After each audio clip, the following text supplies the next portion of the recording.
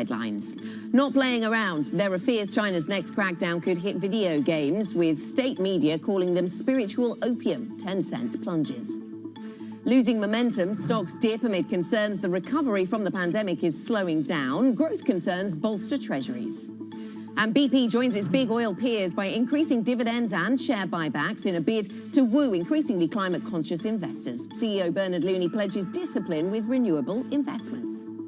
Good morning, everybody. Welcome back to the second hour of the European Market Open. Let's have a look at where we are on the futures picture right now. And it's been fairly flat, fairly mixed, a little bit volatile, actually, just at the margin, moving around a little as we've seen these earnings coming through from the likes of BMW and Stellantis in the auto space to the likes of SocGen in the banking space. There's plenty to talk about this morning. Maersk increasing their guidance. Other companies, of course, paying more for the types of services that Maersk and others offer. So there's the inflation narrative running through the earnings story as well. And indeed, chip shortages and higher raw material costs, all of that in the mix too, and coming through in some of the corporate reporting that we're seeing this morning. So let's have a look at where we are opening up on these European equity markets. And I can see that we have the FTSE 100 opening fairly flat this morning. So the IBEX opening 0.2% to the upside over in Spain, and the CAC 40 up by 0.25%. And it's been the case all morning that the US futures picture has outperformed what we're seeing on European futures, because the US stumbled in the latter part of its day yesterday, and so Europe's seen as sort of having to catch down to that kind of negativity driven by some of the data out of the US and concerns around the Delta virus in Washington and elsewhere. So that is what Europe has been dealing with. So dealing with that sort of negative momentum from the United States, the negative momentum from China over 10 cents, and also dealing with the earnings stories. Let's get to that Chinese story, because that is certainly something that's driven some negativity through the China session and keeps that Chinese morning, everybody. At the forefront. We closed overnight position on euro. If you guys follow our trades, and if you copy trade on euro against United States dollar, you can see we closed overnight. If you cancel position, you need to place a stop on profit at 118.76.5, and it will close any second right now. Okay, so in our case, position closed, and we have £500 in profit. Okay, guys, let's move on. Size of the Chinese economy and the size of their equity markets now, that it does seem as if it's difficult to avoid. What is your stance on Chinese assets at this point? Well, I think there's a lot of uncertainty, and certainty risk premium is likely to rise on Chinese assets, but it's important to put it in a bigger context. And certainly what we know is the US and China are in a mighty competition for world dominance, to call it this way. And when investing in China, you should think about, those companies that are helping China to progress, to go forward, like in semiconductor, artificial intelligence, innovative, biotechs, and those type of sectors.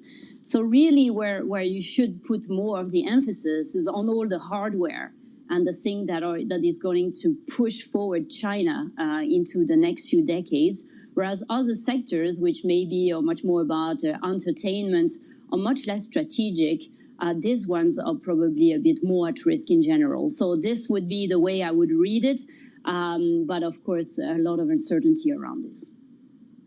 Yeah, that's really interesting. I was reading some comments by Ray Dalio, Geraldine, who was saying, don't be scared away from China. America and the American and Chinese systems, and he references the two just as you did. Those systems and those markets both have opportunities. I suppose, do we need to not think as investors about choosing then between the two? Well, we certainly aren't. We think that there are some very innovative company in China that in some cases are even, surpassing what's happening in the US. And therefore, there are opportunities. There are risks, of course, and they should be trading at a discount to their US peers. But it's about, the right dosage between the two. And certainly when you look at renewable energy, when you look at electric vehicle complex or biotechnology, there are some very interesting investment to be made in China. Okay, and so you say focus on the hardware, don't focus on entertainment and areas that will be seen by the Chinese maybe as less strategic. So are those the kind of areas you're talking about then when it comes to renewable energy and electric vehicles? Because when you look at what they've done with real estate, though, in terms of Chinese regulation, Geraldine, you just wonder whether there might be other demands on the consumer purse that at any point Chinese regulators could decide are excessive and therefore ability to make profit could be at risk. Sure, like social stability is at the core of their policy, and they've been warning about this. However, I think they have as well embraced the capitalism system for certain section of the economy. They know all too well that the investment, capital expenditure, research and development that are going to be necessary to lead in innovative molecule to cure disease for artificial intelligence or semiconductors have to be driven by the private sector. And I believe that this is still very much at the core of their policies. Whereas, of course, food delivery or ride-hailing or, playing video game is in a completely different stratosphere. And so, Geraldine, when we think about the role that China plays, clearly the second largest economy in the world, difficult to ignore. Where does that leave the global growth story? How do you assess that at PIMCO? How do you assess how far through the cycle we are? Where was the start of this cycle? I suppose is a point of contention. So China has been slowing down a little bit of late. I think it's a combination of, being past the sugar rush of the reopening, but also resurgence of COVID variants. It would seem from the message that we had from the Politburo last week that the second half is going to be a little bit more accommodative, both from the monetary policy and fiscal stance. Once again, the stimulus is going to be directed to very specific areas, cherry picking very much, especially small, medium enterprises, consumption, strategic areas, and very prominently the renewable sector, wind, solar. And we're likely to see probably more stimulus in the second half, which, from the globe and the global growth standpoint, I wouldn't worry that dramatically. Of course, we're going to see slowdown everywhere. It's not only particular to China. After the boom of the reopening, things are meant to be slowing. But if I link to what Mark was saying earlier about the earnings that we're seeing now from companies, they're all complaining about low inventories, about delays, about shortages and bottleneck. And what this means is that growth is going to continue to be higher for longer. The demand is not being satisfied now, and instead of taking 1 quarter to satisfy all this global demand, it will probably take all the way to the end of this year. So from an investor standpoint, we probably have a good macroeconomic backdrop globally. We've shaved the top of growth and the peak of growth, but it means that it will slide much longer in time, and we are unlikely to see a sugar crash. Much more of a plateau situation and higher growth for longer. Okay, that is certainly a thought we'll pick up in our next conversation, Geraldine. Stay with us. Geraldine Sundstrom, Portfolio Manager for Asset Allocation at PIMCO. Coming up on the programme, we'll get more from our guest on corporate earnings, the growth picture and asset allocation, all of that conversation coming up. We'll reflect on some of the earnings stories and what they tell us more broadly about where profits are being made in this recovery. This is Bloomberg.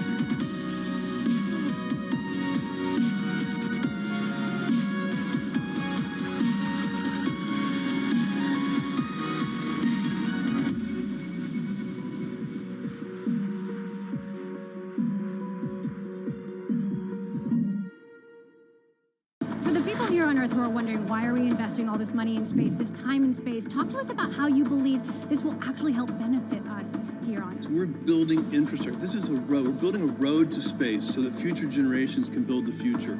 We live on this beautiful planet. It's the most beautiful planet in the solar system by far. People ask me all the time, what is the key to being a really good investor? And I tell them it's to surround yourself with and work with the best investors you can find. On Bloomberg Wealth, I'm going to take you to meet the greatest investors in the world, the people that I would like to have managing my money. Some of the best deals in history have been passed on by a very large number of people. The money is made on the aberrations. And so I would say you want to be generally open-minded and humble about your conclusions about what all these different signals mean.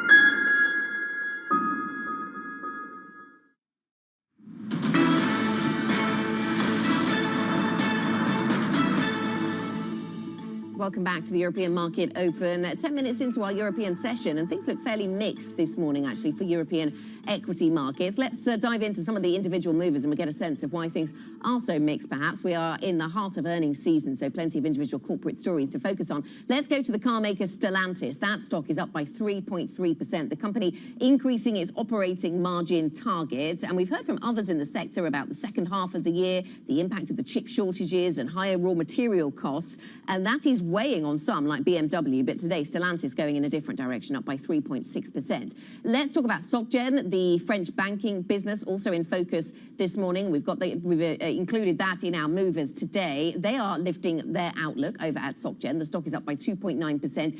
Loan worries seem to be fading at that business, and that's a trend we've seen from a number of European banking businesses, that the level of worry and the level of provisioning that then resulted in the first quarter was perhaps not needed into the second, and so we've seen some of that benefit coming through on European banks, and equities rebounding, also helping SocGen. Let's go to Prosus. This is not an earnings story. This is a read across from Tencent in China. So Prosus, of course, owns a stake in Tencent over in China, and the games maker in China is under pressure today after we've seen those reports, negative reporting from Chinese state-backed media around the gaming industry, and as a result, Prosus down by 4.9%.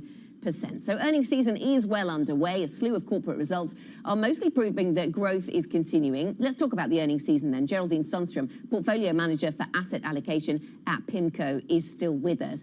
Geraldine, you gave us a few of your thoughts just a moment ago about the bottlenecks and the low inventories, and how you actually think that might play, it might be a positive for some corporates, because it means that the growth story lasts longer. Maybe the top of it is taken off in terms of the peak, but it lasts longer, and that maybe is a strength. What do you make of the conversation around inflation, though, and the cost of inputs? Because that does seem to be a narrative that many companies are picking up on. Yeah, so a bit of the same story. It might be higher for longer. I think Chairman Powell said it very well last week, where it's a bit uncertain for, how long this bottleneck will take to ebb, and therefore inflation might be, a little bit higher for a little longer. However, we know the direction of travel. Those bottlenecks will eventually get better. Much longer than we thought previously. It looks like the second half is still going to be complicated, especially with what's happening with shipping. We know there that the bottlenecks are getting even worse. They are not improving, and we're coming into the Christmas stocking session, so unlikely to see a massive drop anytime soon. However, coming into 2022, things should be getting better. And the key point here is that central banks seems to be willing to accommodate that. They understand that it takes time, and therefore there are companies that are going to enjoy this rent, that are going to make those high margins, certain suppliers, and this is going to create pockets of inflation. But we certainly do not believe that this will become a process, that it's going to broaden as something that is self-feeding. We know that come 2022, the situation is going to improve. But for the rest of 2021, inflation is likely to be a little bit higher than what everybody thought. Okay, so inflation is a little higher than what we thought, Geraldine, but does it turn into something more structural and long-lasting? Is it possible that all of the peak in inflation, all of the spike up in inflation is unwound and we don't see those kind of percentage changes into next year at all? Or what happens on pricing? Where do you think we head? Well, from here, it would be difficult to see prices continuing to increase relentlessly at the same pace. So most likely things could slow down. Price might not mean revert to where they were before, and that's going to be pretty clear in some of the strategic part of the net zero economy. Demand there is likely to remain robust for a good decade or so. So it's going to take a while to normalize this. What the central banks are going to be very careful about, and that's going to be sometime into 2022, is that if this translates into wage hike, much more than just the one-off that we're seeing now, but constant wage increase, and that feeds into a process that is self-feeding in terms of inflation, then the Fed has made it very clear they will react and they will not let this happen. So for the market, it's going to be weighing all of this. But this is going to play out over quarters. We will certainly not have the answer right here, right now. We know there's patience. So I don't think this is something the market should overly be concerned right now and observe this. I mean, certainly we've seen the prices of oil has calmed down. The price of certain commodities have started to stabilize, find a new level. I think this is what we have to look at. And wages, yes, have increased. There are labor shortages. We've seen wage hikes a little bit, especially in the US, but I think it's a more broad-based phenomenon. The question is, what happens in 2022? Are we seeing yet again, those wage hikes? So this was more of a one-off and then we normalize. And certainly at PIMCO, the view would be that 2022 is much more a year of normalization. There will remain some pocket of inflations that will be worth harvesting, but this will be very specific sectors where secular demand is extremely strong. Okay, if we do see some normalization then around inflation, and I take totally on board your point about prices not mean reverting, and maybe some normalization around wages next year, Geraldine, where does that leave the central banking story? And I'm thinking in particular of the Fed and the extent to which normalization is possible from the Fed next year. Sure. So we think that, tapering is going to be announced, in the autumn, and likely to start in early 2022. The Fed will take its time to taper, which means that when it comes to rate hikes, which is what everybody is worried about, it will be probably late into 2022 and possibly early 2023. So we're talking quite a bit out in the future, meaning that generally speaking, given the fact that growth is above trend and well above trend for quarters to come, this remains very accommodative. It's an environment where companies should be thriving, where profits should be robust, and therefore it's a good backdrop for risky assets. Geraldine, thanks very much. Thanks for speaking to us today. Really nice to talk to you. Geraldine Sundstrom, Portfolio Manager for Asset Allocation at PIMCO. And Geraldine will be continuing her conversation with us on Bloomberg Radio at 8:50. That is UK time. Let's get a Bloomberg Business Flash. Here's Laura Wright. Thanks, Anna. BMW has joined other car makers in reporting strong earnings dampened by warnings about the global chip shortage. Earnings before interest and tax surged to €5 billion in the second quarter, well ahead of estimates for €4 billion. Meanwhile, Stellantis, formed from the merger of Fiat Chrysler and PSA Group, raised its full-year profitability forecast substantially. Strong demand and pricing saw the company beat estimates in its first earnings report. Credit Suisse has sold $3.75 billion of bonds as it recovers from losses stemming from the collapse of Archegos Capital. The lender issued the debt in three parts with durations of 2 and 5 years. Credit Suisse's exposure to Archegos cost it at least $5.5 billion and prompted changes including a pause in buybacks and dividend cuts. The UK government is to assess £6.3 billion takeover of defence and aerospace manufacturer Meggitt. Bloomberg understands ministers may seek assurances from US buyer Parker Hanfin on preserving jobs, though no decision has yet been taken to intervene on the deal. Reese Witherspoon has sold a majority stake in her production company, Hello Sunshine, to a new firm run by former Disney executives. The deal's also backed by Blackstone and is said to value the company at about $900 million. Witherspoon will continue to help oversee day-to-day operations and hold significant equity. That's the Bloomberg Business Flash. Anna. Thanks very much, Laura Wright, here in London with your business update. Coming up on this programme then, spiritual opium. That's what an offshoot of China's official news agency has labelled video games. Tech shares dived in China, with Tencent plunging as much as 11% earlier in session. We go live to Hong Kong for the latest. This is Bloomberg.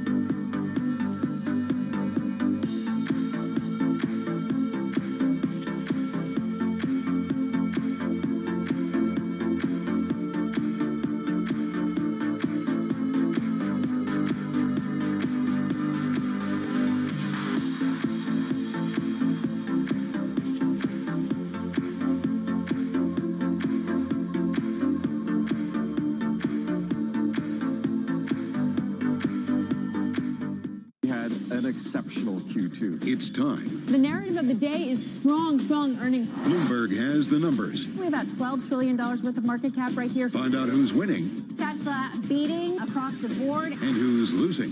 That's actually pretty rare for Amazon. They typically don't miss on that scale. And the voices to give you the important news. Samsung reported another stellar quarter of earnings. We are very clearly looking with confidence about what's next. Bloomberg Television, your home for earnings season. I'm David Weston. Bloomberg Television is reinventing one of the most iconic brands in financial television for a new audience. Join me to see the news program for the clever investor. This is Bloomberg Wall Street Week. How are you navigating what seems to be a really tough situation better than almost anyone else? We've worked hard on the supply chain. There's no question there's a lot of work to do in the supply chain for semiconductors. And we're happy that we were able to exceed our second quarter guidance, as well as, guide up for the rest of the year.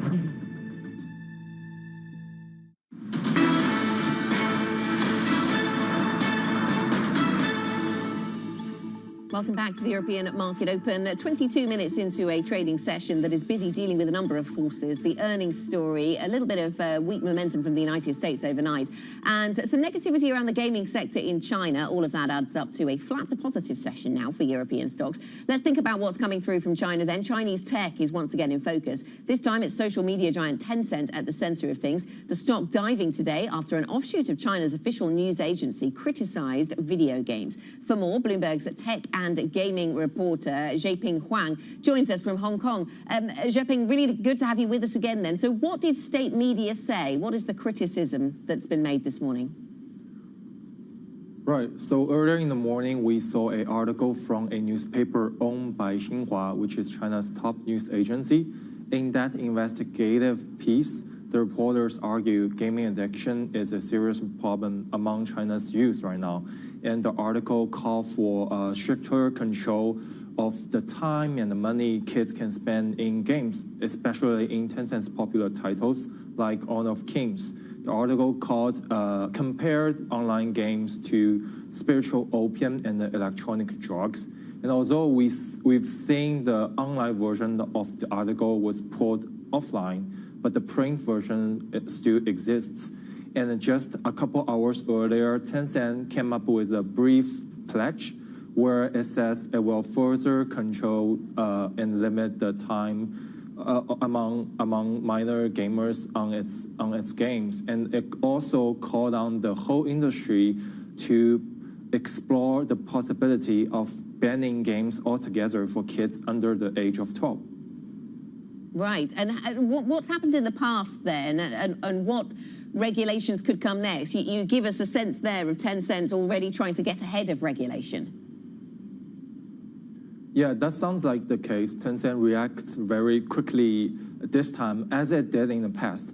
Because back in 2018, China also cracked down on gaming. Back then, the regulators freezed the monetization license for new gaming titles for most part of that year. And since then, Tencent and other companies like NetEase and Xingdong Doc Inc., they have come up with all sorts of measures to restrict or detect minor users on their platforms. But what we're seeing today might be a signal that more might be in the works and might come like in the coming weeks or months. Okay, thank you very much. Thanks, Xiaoping Huang. Thanks for joining us, our tech and gaming reporter in Hong Kong, taking us back through history and some other examples of where we've seen Tencent coming under pressure, the gaming sector coming under pressure. We'll continue to follow that story for what it means for the gaming sector and also for the broader regulatory narrative coming through from China, one we picked up on a lot last week and continue to watch very carefully. When we come back, we'll be talking about the banking sector. We've heard from Standard Chartered today, buybacks, and a dividend at Standard Chartered. We'll hear exclusively from the bank's CEO, Bill Winters, after the company put forward its results. Standard Chartered going on to talk about China and Hong Kong and what they see there. China's connection to the world is increasing. Hong Kong is a thriving commercial centre, a hub for China's capital markets. So clearly some interesting conversations around those geopolitical pulls, perhaps, to be had with Bill Winters. We'll certainly bring you highlights from that conversation shortly, the Standard Chartered CEO. In terms of the European equity market picture, this is what we have. The DAX underperforms a little, but we have elsewhere European equity markets making moves to the upside, up by 0.1%. Stocks Europe 600 as we digest a host of diverse earnings themes, I suppose. We've got some good, some bad, some fairly neutral. We'll be back with more on the markets next. This is Bloomberg.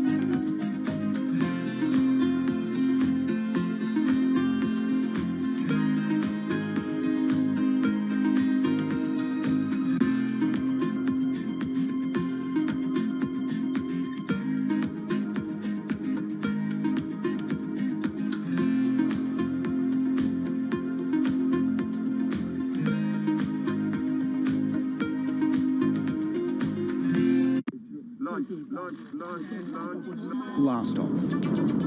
China's first manned mission in 5 years is on its way.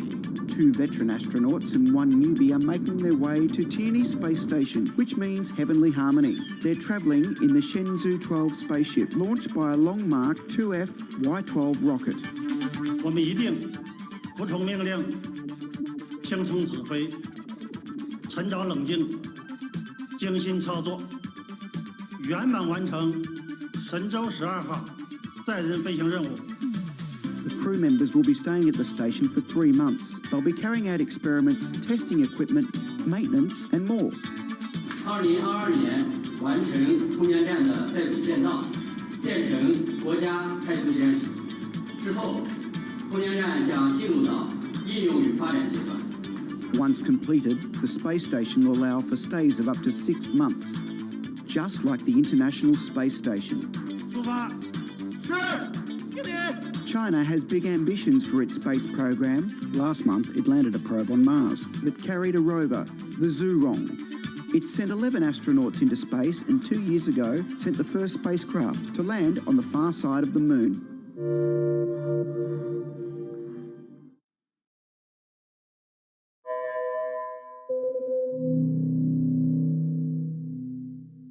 I think what we've seen during this period of time is that communicating via video is not a fad. We are using it in all aspects of our lives, for work, for learning, for communicating, for staying in touch. It's really a reminder, isn't it, just how sensitive the markets are to any commentary about trade. We did see some pressure on the yuan, we did see some pressure on the futures. That is now being reversed.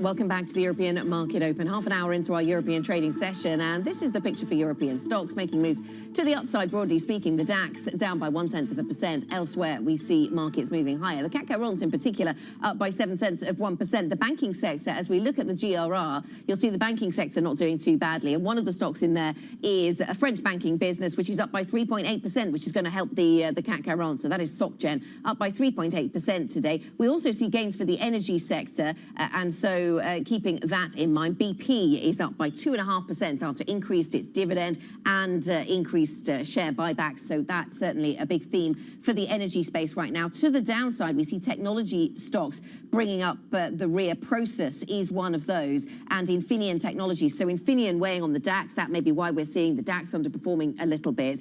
And actually, Process takes us on to the next story I just want to mention. Process has a shareholding in Tencent over in China, and Tencent is very much in focus today because of some commentary in the Chinese state-backed media that has been less than positive. It's been negative about Tencent, about, well, specifically around gaming and children playing computer games. So interesting to note then that Tencent is still down by just shy of 7%. And we're just getting some more headlines around Tencent saying it's postponing its digital conference, which is scheduled for August the 18th to 19th. They're citing pandemic prevention for the conference delay, which is interesting in the context of Tencent and what messaging it's ready to give to the market, given the political pressure it seems to be under. But it's also interesting in terms of the Chinese fight against the Delta variant. If we are going to see events being cancelled, that is something that we will keep on our radar. Let's get a Bloomberg First Word News update then. All the top stories we're covering here at Bloomberg this morning. Here's Laura. Thanks, Anna. The UK changed the National Health Service mobile app so that fewer people will be told to self-isolate in an effort to limit disruption from the so-called pingdemic. Under the changes, only those who have come into contact with an infected person within 2 days prior to a positive test will be alerted, rather than within 5 days previously. A surge in pings has caused havoc for companies as staff were forced to stay at home. IMF members have approved the biggest injection in the fund's history, $650 billion to help countries deal with mounting debt and the fallout from the pandemic. The creation of the reserve assets, known as special drawing rights, is the first since $250 billion was issued just after the global financial crisis in 2009. The US has reached President Biden's goal of 70% of adults being at least partially vaccinated against the coronavirus, about a month later than planned. Meanwhile, San Francisco and surrounding cities are reinstating mask requirements in indoor public spaces, regardless of vaccination status. New York City is strongly recommending masks indoors, but without mandating it. Global news 24 hours a day on air and at Bloomberg Quick Take, powered by more than 2,700 journalists and analysts in more than 120 countries. This is Bloomberg. Anna. Laura, thank you. Laura Wright here in London. Let's get back to the bank earnings story. And Standard Chartered, the bank is buying back $250 million of shares and is planning a small dividend. That's after reduced credit losses helped Standard Chartered beat on profits in the second quarter. The company's CEO, Bill Winters, spoke exclusively to Bloomberg's Rishad Salamat. We had a stellar first quarter. Things actually slowed down quite a bit in April, picked up in May, picked up some more in June. And I would say the level of business activity continues to remain pretty robust. So we don't see a big fall off. There's always an element of seasonality, and we know that the August in particular tends to be a slow month. We'll see if that comes through this year. But generally, I think that the business momentum feels very good. How does the Delta variant play into this and your fears therein? we live in fear of what comes next. We have a big operational hub in India. Our Indian business was hit very, very hard. But in the first half of the year, our Indian results are extremely strong. So good income growth, good cost percentages. 20% increases in the key business lines in India.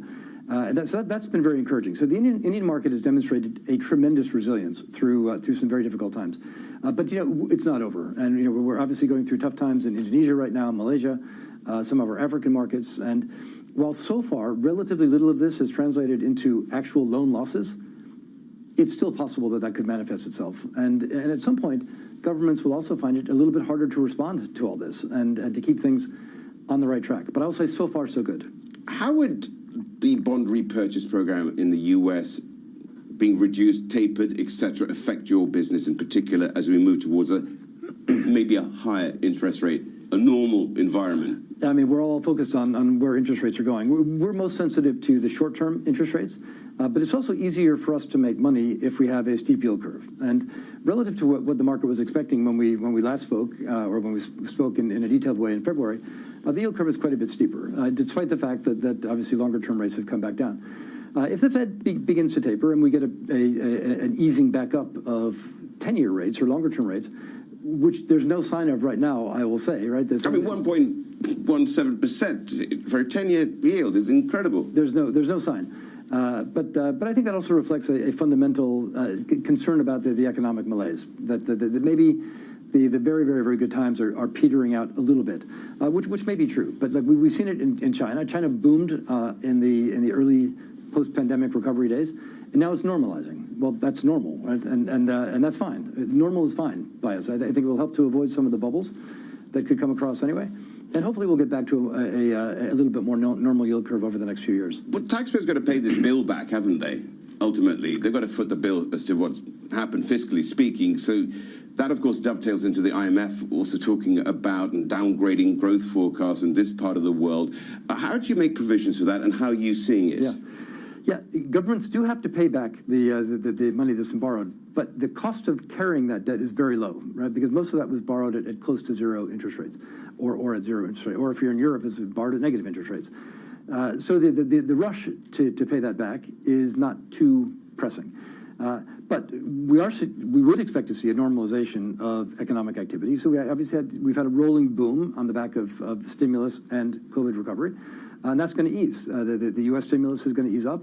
The Chinese stimulus is already easing up, and that will normalize global growth. That was the Standard Chartered CEO, Bill Winters, speaking exclusively to Bloomberg's Rishad Salamat. Let's stick with the bank earnings, get a wrap of the bank earnings season that we've had so far. Jonathan Tice joins us, European Bank Senior Analyst at Bloomberg Intelligence. Really nice to speak to you then, Jonathan. So Standard Chartered announced a buyback. What are the key takeaways from the numbers from that business? Good morning. Pretty disappointing, I think, because if you look at Standard Chartered, we're again being reminded there's no growth this year. It's next year that we're looking for some growth. They missed on costs again, and I think had the stock not been down 3%, underperformed the sector by about 25% year to date, it would be down today. But there's a lot in the share price now. But from my perspective, we're just being asked to wait on the revenue side. They're guiding to, well, costs may actually even miss our target for this year if we need to put aside a bit of variable comp. So net, they seem to be playing a waiting game, whereas we'd much rather see them aggressively attack the cost base because, I mean, this is an emerging markets bank that generates a return on capital single digits, which in the credit environment we're in now is just very disappointing. Okay, and then let's contrast that with Societe Generale. I say contrast because I see that the share price is up by 4.9%, so something's clearly going well for them in terms of the share price reaction. Jonathan, what did you make of SocGen this morning? Well, I mean, it was one of our focus ideas earlier in the year. They've really turned the ship around. It's up nearly 60% year to date, and they're ticking all the boxes. The equities trading franchise is massive beat today and a very good recovery. Again, decent capital. French retail's turning around. So you've got two stocks that optically have been pretty cheap, but one of them is addressing the cost base, is actually returning to growth. They've both given buybacks, but the buyback is far more meaningful for SocGen because they've got more excess capital now, which is something I never thought I'd be saying sort of 6-12 months ago. So two completely different investment theses. And what are the things, as we look back then on a lot of the earnings season, which has now happened, and we've heard from a number of banks across Europe, what are the themes that are emerging? I mean, a number of businesses took provisions in the first quarter of the year that maybe then seemed excessive as the year went on. What's been the story for you? Well, I mean, we all knew that consensus was deliberately high and that provision write-backs would be coming. We just didn't know to what size. So that's played out very nicely and continues to play out. But all it means is that 2021 profits are flattered. The question is, what's the revenue run rate into 2022 and who's doing a good job on costs? And you've also got a capital return where you've got a Barclays buyback, you've got UniCredit, BBVA, some banks that will drive earnings growth by running down excess capital, which is a positive. And then you've got some banks that continue to struggle on the top line and aren't doing enough on costs. And I'd cite Standard Chartered as a prime example of that. So the sector's trading kind of in the middle of the historic valuation range. And at the moment, we're sort of running out of catalyst quite quickly. Jonathan, thanks very much. Thanks for joining us. Jonathan Tice, European Bank Senior Analyst at Bloomberg Intelligence. Thanks for wrapping up the bank earnings season for us. Coming up on the programme, we'll think about a different sector, the oil sector and energy. BP shares gain as it joins its big oil peers by increasing dividends and share buybacks in a bid to woo increasingly climate-conscious investors. We hear from the CEO, Bernard Looney. That conversation will bring you highlights from it next. This is Bloomberg.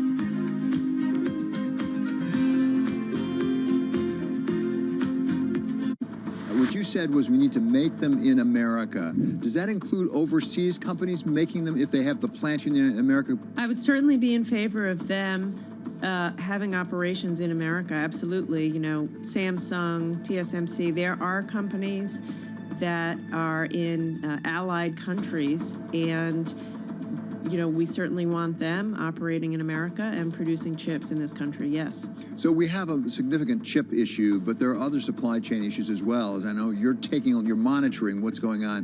Where have you seen other problems in the supply chains right now in the United States that need to be addressed? Particularly in home building supplies, you know, lumber and all the related supplies, glue, adhesives. And you see it playing out. You know, home prices are high. If you go to Home Depot or Lowe's, you'll see prices are a little bit high. So, and that's all because of the lack of supply, just disruption. Bloomberg has enhanced search on the terminal to deliver what you need when you need it. Now, you can simply type phrases in everyday English in the command line. Compare financials. Find people. Analyze markets. You can enter phrases or ask questions. What do you want to know today? Ask a question or visit SearchGo to find answers now. Global markets never sleep, so stay connected with Francine Lacqua in London, Matt Miller in Berlin, and Kaylee Lyons in New York. Perspective on the day ahead. Bloomberg Surveillance, early edition. Weekday mornings on Bloomberg Television.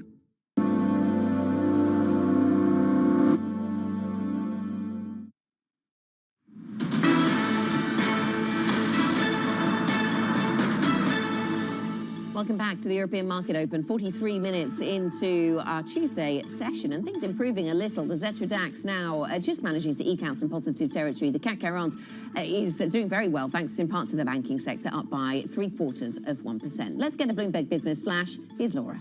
Thanks, Anna. BMW has joined other car makers in reporting strong earnings, dampened by warnings about the global chip shortage. Earnings before interest and tax surged to 5 billion euros in the second quarter, well ahead of estimates for 4 billion euros. Meanwhile, Stellantis, formed from the merger of Fiat Chrysler and PSA Group, raised its full-year profitability forecast substantially. Strong demand and pricing saw the company beat estimates in its first earnings report. Smiths Group has struck a deal to sell its medical division to a subsidiary of private equity firm TA Associates for an enterprise value of $2.3 billion. UK-based Smiths Medical makes products including catheters and syringe pumps for hospitals.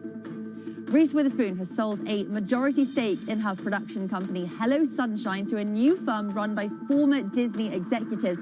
The deal's also backed by Blackstone and is said to value the company at about $900 million. Witherspoon will continue to help oversee day-to-day operations and hold significant equity. That's the Bloomberg Business Flash. Anna. Thanks very much, Laura Wright, with your Business Flash. Let's stick with the corporate news flow, and BP is surging this morning after joining its big oil peers in increasing dividends and share buybacks as higher crude prices boosted profits. The oil majors, with the notable exception of Exxon, are raising returns as they move past the worst of the pandemic slump. That's in a bid to woo investors who are becoming increasingly wary about the future of fossil fuels in a changing climate. Earlier, I spoke to the company's CEO, Bernard Looney. I think our team has done a great job in the past quarter, and we have taken the decisions that you've just talked about, and they're really based on three things. Number one, Anna, it's the underlying performance of the business, which, if I can say, has been strong in the quarter. We delivered our cash cost savings target 6 months ahead of plan. We actually had the strongest convenience result in this quarter in our history. So the underlying business, first and foremost, is performing very well. Secondly, Anna, the balance sheet continues to strengthen. This is the fifth quarter in a row where net debt has come down now to $32.7 billion. And thirdly, it's about our confidence in the outlook for the environment. So when you look at it from that dimensions, they're the reasons that we've taken the decision that we've taken. $1.4 billion worth of buybacks in the third quarter and a 4% rise to the dividend. And actually, as we look out, Anna, over the next 5 years, at an oil price of around $60, we have the capacity to raise that dividend annually by about 4%, as well as, by the way, $1 billion a quarter approximately of buybacks. And that's about $4 billion a year at $60, which is probably 5% of the market cap of the company today. So that's really what this is about. Okay, and you've increased the dividend and you're doing the share buyback. I think you've said in the past that any excess cash would go in share buybacks and not in an increase in the dividend. So is this a change of position on the dividend? Why that change in thinking? So our financial framework, Anna, remains exactly the same. There are 5 elements to it, and the first priority in our financial framework is a resilient dividend, and that absolutely remains the case today. And priority number 5 is that we'll distribute excess cash, 60% of excess cash, to our shareholders in terms of buyback. What you're seeing around the dividend is really a story of confidence. It is a story of confidence in the underlying performance of the business. It's the confidence in the balance sheet. And 12 months on from when we laid out our strategy, of course, the world's in a very different place with the environment. Global GDP is now back to pre-pandemic levels. The vaccines clearly are working. People are back flying, not to the same extent, but they're back flying. People are back driving. Not alone that, but we're also seeing OPEC Plus has maintained strong discipline. And then, Anna, in the U.S. shale business, which has typically been a huge responder to prices, you're seeing a different business model emerge there, where cost of capital is higher and investors and operators are being much more disciplined and focusing on cash. So it is a very different world, and that's why we've gone ahead and made the decision that we've made around the dividend. That was the BP CEO, Bernard Looney, speaking to me earlier on the programme, talking about the reasoning behind the increased dividend this morning. Coming up here on this programme, on the European Market Open, we dive back into the markets and discuss the spillover from Tencent's plunge on fears that China's next crackdown could hit video games. We're certainly seeing the impact on Prosus and Naspers. We'll get into that conversation next. This is Bloomberg.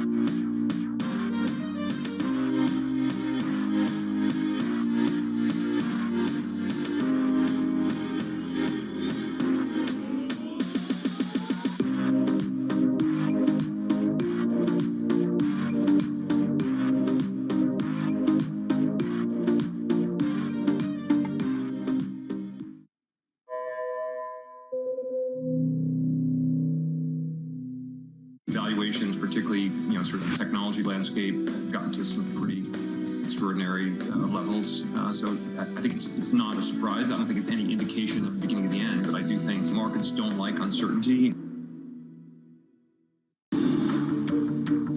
Every Friday with 30 minutes dedicated to fixed income, I'm Jonathan Ferro. This is Bloomberg Real Yield.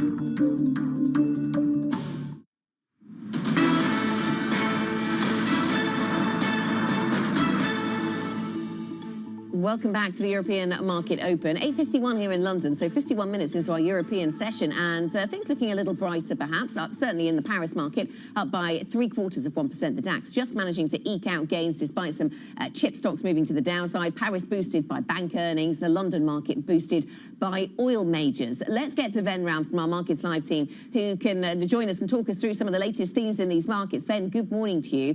So one of the things we're tracking very carefully is, of course, the fallout from the Tencent story that's been developing through the Chinese session, weakness in the Tencent share price, then flowing through into European owners of Tencent. What do you make of things? Morning, Anna. I think the critique against online gaming in the Xinhua outlet shouldn't really come as a surprise, because if you see the recent moves, China has cracked down on e-commerce, retailing companies, and in general, and the online education industry in particular.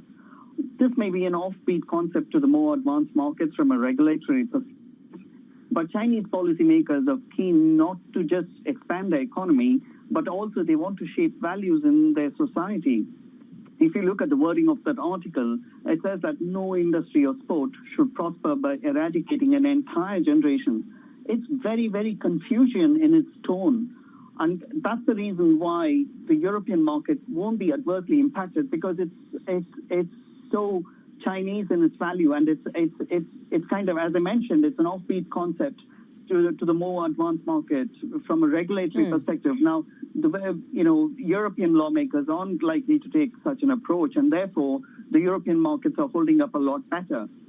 But gaming and tech stocks in the US may be affected as they open. Right, yeah, interesting. We're just getting some lines coming through from the China News Service publishing commentary on online gaming and suggesting that action will be taken, saying it's immoral to blame schools or game companies or parents alone, and suggesting that all three need to cooperate in guiding children. So just to your point about the way that China is then going to clamp down on gaming companies and put guardrails around the use of these businesses by children. Interesting one to watch. I mean, there are regulatory impulses of that nature in Europe, but they are very different, as you point out. Let me ask you about FX markets then, Ven. The Australian market very much in focus. The Aussie dollar, the biggest G10 gainer, I think. We heard from the RBA whilst many of the viewers of this programme were soundly asleep. So take us through what the story was there. Well, the Aussies on the leaderboard, as you mentioned, because the RBA's guidance was less dovish than it has been in the past few months. For one thing, it stuck to its plan to continue with its taper of bond purchases. For another, it has raised its forecast for underlying inflation for 2023. Both were quite unexpected, so which is why we see the Aussie gaining. But even so, the Aussie may struggle to hold on to its gains beyond today. Why do I say that? Because today's, despite a slightly hawkish slant, the RBA is still one of the more dovish G10 central banks. B, the Chinese economy is slowing, which will affect growth in Australia. And we also had some hawkish tones from the New Zealand Central Bank today, cracking down on the property market. So, in other words, the New Zealand Central Bank is definitely likely to raise rates a lot sooner than the RBA, which makes the Aussie Kiwi more vulnerable in the coming weeks. And let me just stick with FX. You've been focused on the Turkish lira as well. I saw the Turkish July inflation numbers coming in higher than expected, and then we see the lira again. Is there an expectation that rates would rise as a result of the higher inflation print? What's the narrative here then, Ven? You're absolutely right to point out the irony of, the inflation rising and the currency also gaining. I don't think their expectations are so much that they will raise rates, but I think the expectations are that the readings raise conviction that with inflation so high, the Turkish central bank can't afford to cut rates, even if it would like to. Investors are wary that they may prematurely cut rates after President Erdogan had said earlier that policy loosening may be possible in the summer. So despite its rally today, the lira is trading at a considerable discount to fair value, which is around 750 levels. So that discount may yet prevail because investors may still want an adequate political risk premium to hold the lira. So I think that's how the lira is going to play out. I mean, the higher the inflation reading, the stronger will it be because the CBRT may not do anything yet on rates. Okay, thanks very much, Ven. Really good to speak to you, Ven Ram from our Markets Live team. Thank you very much for spending time with us on the European Market Open. Surveillance Early Edition is up next. Interesting to note that Evolution Gaming is moving to the downside in Stockholm. Maybe there is a little read across there. This is Bloomberg.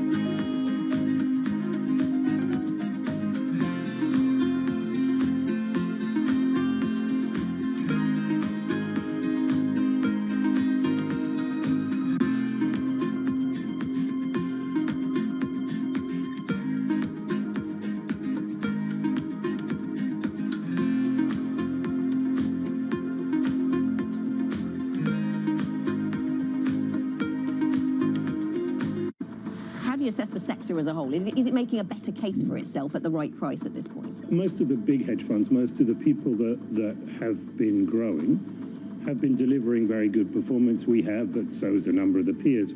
You know, it is definitely the hedge fund business is getting more about the large getting larger and generating more performance, being able to hire the best people, thereby generating better performance, thereby getting larger. So when you look at the performance of the largest, say, 20 or 50 hedge funds, the performance has been pretty good over a number of years, and the inflows have been pretty good. You know, this is another quarter of positive inflows for us. I think one of the bits you're seeing at the moment is every client is worried about inflation. When they say they're worried about inflation, what they really mean is, I own a load of bonds, is that going to cause me a problem?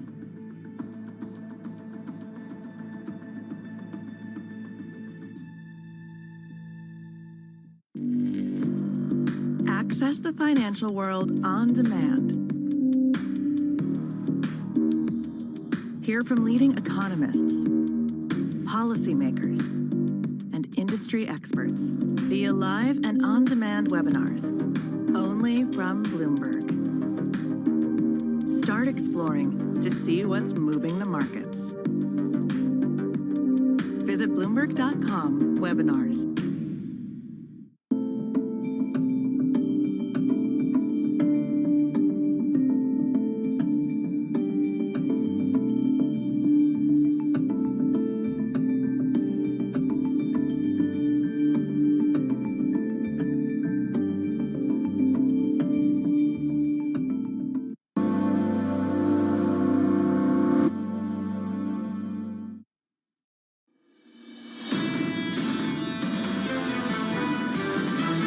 I think the dramatic increases we've seen in terms of precious metals, steel, and other commodities, I don't see that coming through to customers in huge measure later this year. We want to strongly recommend that people wear masks in indoor settings, even if you're vaccinated. We had a stellar first quarter. Things actually slowed down quite a bit in April, picked up in May, picked up some more in June.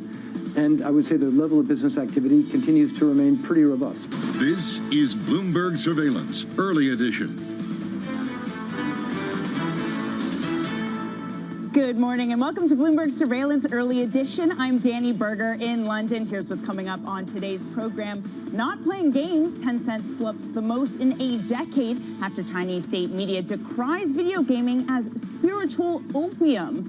Bringing back the buybacks, Standard Chartered announced it will repurchase $250 million of shares and pay out a dividend as profit jumps. Our exclusive interview with the CEO coming up. And big oil's big beat. BP joins its peers in increasing buybacks and dividends as higher crude prices boost the bottom line. We'll hear from Bernard Looney. But it's not necessarily animal spirits dominating this market, more so spiritual opium, or the phrase the Chinese media used to describe what's happening with video games. So a nervous market as we got a handoff from Asia that was concerned about more regulation. Still, we're looking at a Euro Stoxx 600 up 0.3%. Similar story when it comes to U.S. futures after falling yesterday. So perhaps some of the stronger earnings pictures carrying us through. Yes, we're about a basis point higher on your nominal 10-year yield, but that doesn't tell the story of yesterday of this huge flight into the bond market. Everybody using every opportunity they can to send yields lower. So right now hovering around a February low. Let's go ahead and get straight into earnings though. Standard Chartered continuing the strong earnings season for Europe's banks. It's buying back $250 million of shares and planning a small dividend. That's after reducing credit losses, and those helped the Asia-focused lender beat on profit in the second quarter. Its CEO, Bill Winters, spoke to Bloomberg's Rashad Salamat. We had a stellar first quarter. Things actually slowed down quite a bit in April, picked up in May, picked up some more in June. And I would say the level of business activity continues to remain pretty robust. So we don't see a big fall off. There's always an element of seasonality, and we know that the August in particular tends to be a slow month. We'll see if that comes through this year. But generally, I think that the business momentum feels very good. How does the Delta variant play into this and your fears therein? You know, we live in fear of what comes next. You know, we have a big operational hub in India. Our Indian business was hit very, very hard. But in the first half of the year, our Indian results are extremely strong. So good income growth, good cost percentages. 20% increases in the key business lines in India. So that's been very encouraging. So the Indian market has demonstrated a tremendous resilience through some very difficult times. But it's not over, and we're obviously going through tough times in Indonesia right now, Malaysia, some of our African markets, and while so far relatively little of this has translated into actual loan losses, it's still possible that could manifest itself. And at some point, governments will also find it a little bit harder to respond to all this and to keep things on the right track. But I'll say so far so good. How would the bond repurchase program in the US being reduced, tapered, etc., affect your business in particular as we move towards maybe a higher interest rate, a normal environment? I mean, we're all focused on where interest rates are going. We're most sensitive to the short-term interest rates, but it's also easier for us to make money if we have a steep yield curve. And relative to what the market was expecting when we last spoke, or when we spoke in a detailed way in February, the yield curve is quite a bit steeper, despite the fact that obviously longer-term rates have come back down. If the Fed begins to taper and we get an easing back up of 10-year rates or longer-term rates, which there's no sign of right now, I will say, right? I mean, 1.17% for a 10-year yield is incredible. There's no sign. But I think that also reflects a fundamental concern about the economic malaise, that maybe the very, very, very good times are petering out a little bit, which may be true. But like we've seen it in China. China boomed in the early post-pandemic recovery days, and now it's normalizing. Well, that's normal, right? And that's fine. Normal is fine by us. I think it will help to avoid some of the bubbles that could come across anyway. And hopefully we'll get back to a little bit more normal yield curve over the next few years. But taxpayers got to pay this bill back, haven't they? Ultimately, they've got to foot the bill as to what's happened fiscally speaking. So that, of course, dovetails into the IMF also talking about and downgrading growth forecasts in this part of the world. How do you make provisions for that, and how are you seeing it? Yeah, governments do have to pay back the money that's been borrowed, but the cost of carrying that debt is very low, right? Because most of that was borrowed at close to zero interest rates, or at zero interest rate, or if you're in Europe, it's borrowed at negative interest rates. So the rush to pay that back is not too pressing. But we would expect to see a normalization of economic activity. So we've had a rolling boom on the back of stimulus and COVID recovery, and that's going to ease. The U.S. stimulus is going to ease up. The Chinese stimulus is already easing up, and that will normalize global growth. Standard Chartered CEO Bill Winters there speaking exclusively to Bloomberg's Rashad Salmat to just point out his mask. Because he was exempt from quarantine in Hong Kong, the rules dictated that he have to keep a mask on during the interview. Very interesting and kind of surreal to see. But later on, we'll get more into banking earnings. We're going to be speaking to Bloomberg Intelligence senior bank analyst Jonathan Tice about this morning's bank earnings. Of course, Standard Chartered there among one of them. Now on to China, where Chinese tech once again is in focus, this time with social media giant Tencent at the center. The stock cratering today, recovering a little bit, but after an offshoot of China's official news agency criticized video games, calling them spiritual opium. Joining us for more is Peter Elstrom, our executive editor for Asia Technology. Peter, I mean, pretty remarkable moves to see in Tencent after the Chinese big tech has already been under a lot of pressure. What exactly was it that the state media said that caused Tencent to just absolutely nosedive? Yeah, it has been a tumultuous day here in Asia. As you pointed out, the state media publication came out and criticized gaming. It gave some anecdotes about kids who had been online playing games for hours at a time, 8 hours at a time, and it talked about the dangers of this spiritual opium, which certainly caught attention. So you saw Tencent shares fall very, very sharply at the open. Shortly thereafter, an interesting thing happened, though, and the website removed the link to this story that was criticizing gaming so forcefully. So Tencent shares bounced back up after that, and people thought, oh, there's this sigh of relief that maybe it's not going to be so bad afterwards. And then Tencent, on its official social media account, posted some steps that it may take in order to limit the amount of time that people actually play on games, taking these suggestions from the government about cutting back on gaming for kids very, very seriously. So there are a few things that they called out, including limits on how much kids can play games on weekends, on vacation times, particularly if the kids are under 12 years of age. So people are on edge because you've seen these rolling crackdowns come out of Beijing against financial technology, against education companies, and a bunch of others. So they're worried that gaming is going to be next. Do we have an idea if there will actually be some regulation put on the industry? I mean, that kind of fold in the saga of removing the link for the story, does that indicate a sort of what direction that Chinese authorities might be leaning towards when it comes to this? Well, it's a good question, and I think at this point, really, people do not know where this is going to end up. Gaming has come under criticism for years in China. It was about 4 years ago when state media called games poison, and there was a concern at that point that Tencent was going to get hit, along with some of the other gaming companies.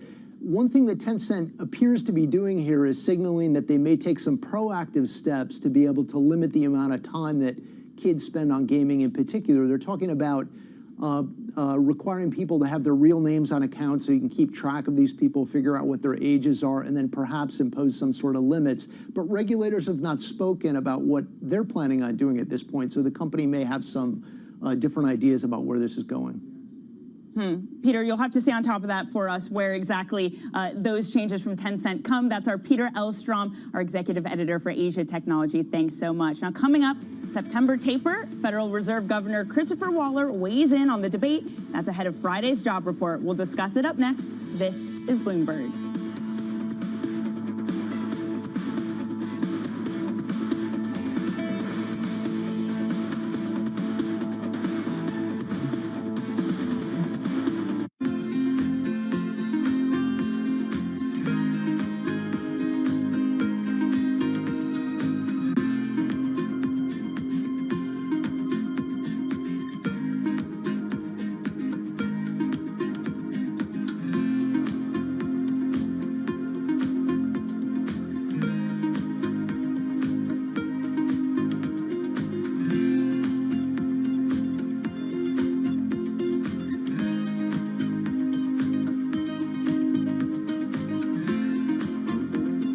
Can come together to help less developed, fragile, vulnerable countries with adaptation and resilience, and we can do what we developed world need to do to reduce the damage being done by our practices of the way we produce energy.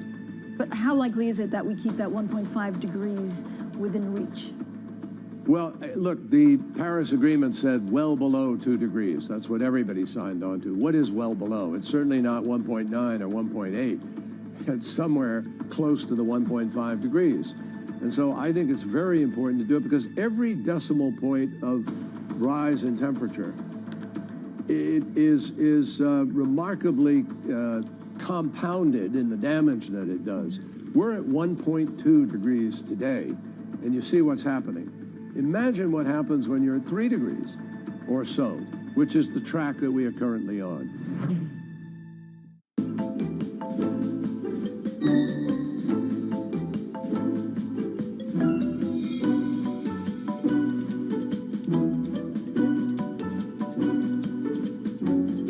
I assume you have a lot of people saying the food isn't as healthy as they might want it to be. Is that the biggest challenge, or just growing the company? Ray Kroc had a famous line, if you're not green and growing, you're red and rotten.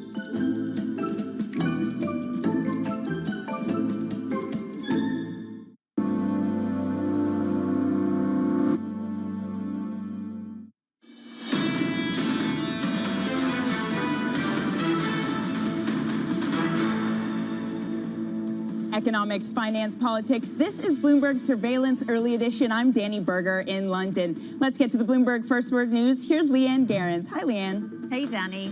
The U.S. has reached President Biden's goal of 70% of adults being at least partially vaccinated against the coronavirus, about a month later than planned. Meanwhile, San Francisco and surrounding counties are reinstating mask requirements in indoor public spaces, regardless of your vaccination status. New York City has strongly recommended masks indoors, but without mandating it. Now, Germany is to widen COVID-19 vaccinations to include all 12 to 17-year-olds in an effort to reinvigorate the nation's flagging inoculation drive. The move goes beyond advice published by the government's independent vaccine commission, which recommends jabs for youngsters with pre-existing medical conditions. And New Zealand's central bank is further restricting access to mortgages as it attempts to cool a red-hot housing market. From October, the RBNZ is reducing the proportion of low-deposit loans that banks can make. New Zealand has one of the world's hottest property markets, with prices surging 30% in the year till June. Global news 24 hours a day, on air and on Bloomberg Quick Take, powered by more than 2,700 journalists and analysts in more than 120 countries. I'm Leanne Gerrans. This is Bloomberg. Danny. Leanne, thank you so much. Now on to the Fed, where another Fed official has weighed in on the taper debate.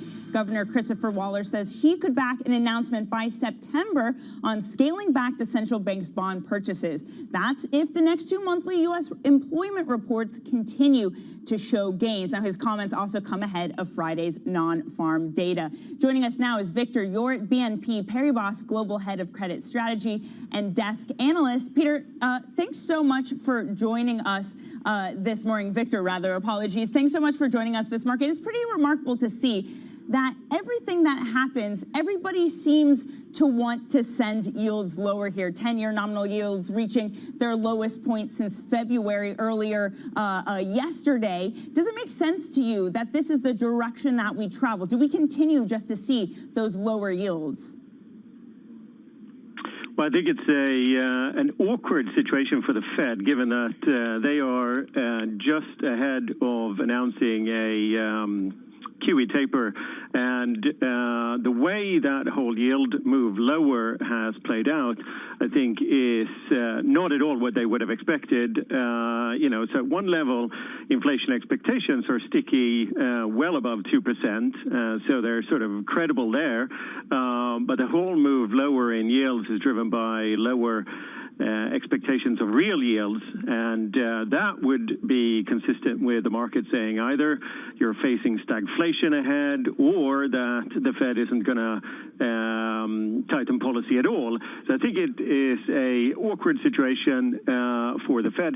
Can it continue? I think when this move started back in April, the consensus expectations of where rates were going was decidedly bearish.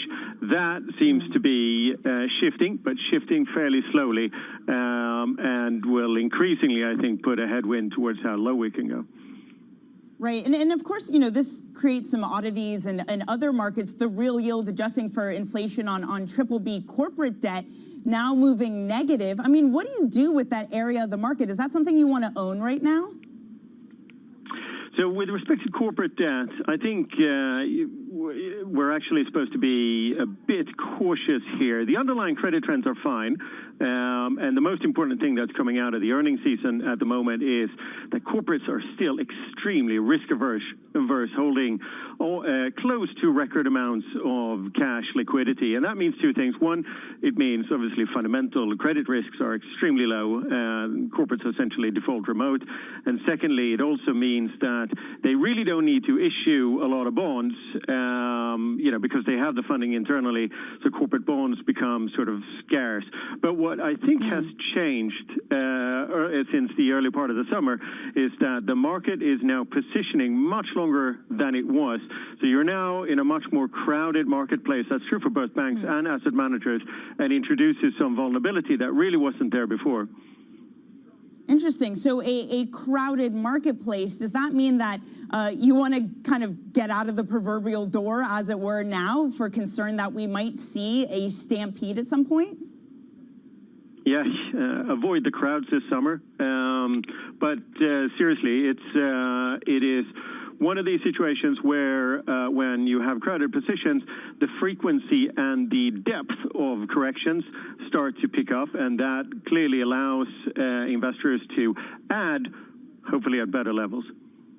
Yeah, avoid the crowds, Victor. Solid advice both for maintaining healthy, avoiding COVID, and avoiding any damage in your credit holdings. Victor, thanks so much for joining us this morning. That was BNP Paribas Global Head of Credit Strategy and Desk Strategy, Victor Yort. Now, on to the banks. We're going to discuss Standard Chartered plans to pay a dividend as its profit jumps. SocGen says it will proceed with its buybacks, subject, of course, to what the ECB decides. Up next, we'll analyze the latest banking earnings with Jonathan Tice from Bloomberg Intelligence. This is Bloomberg.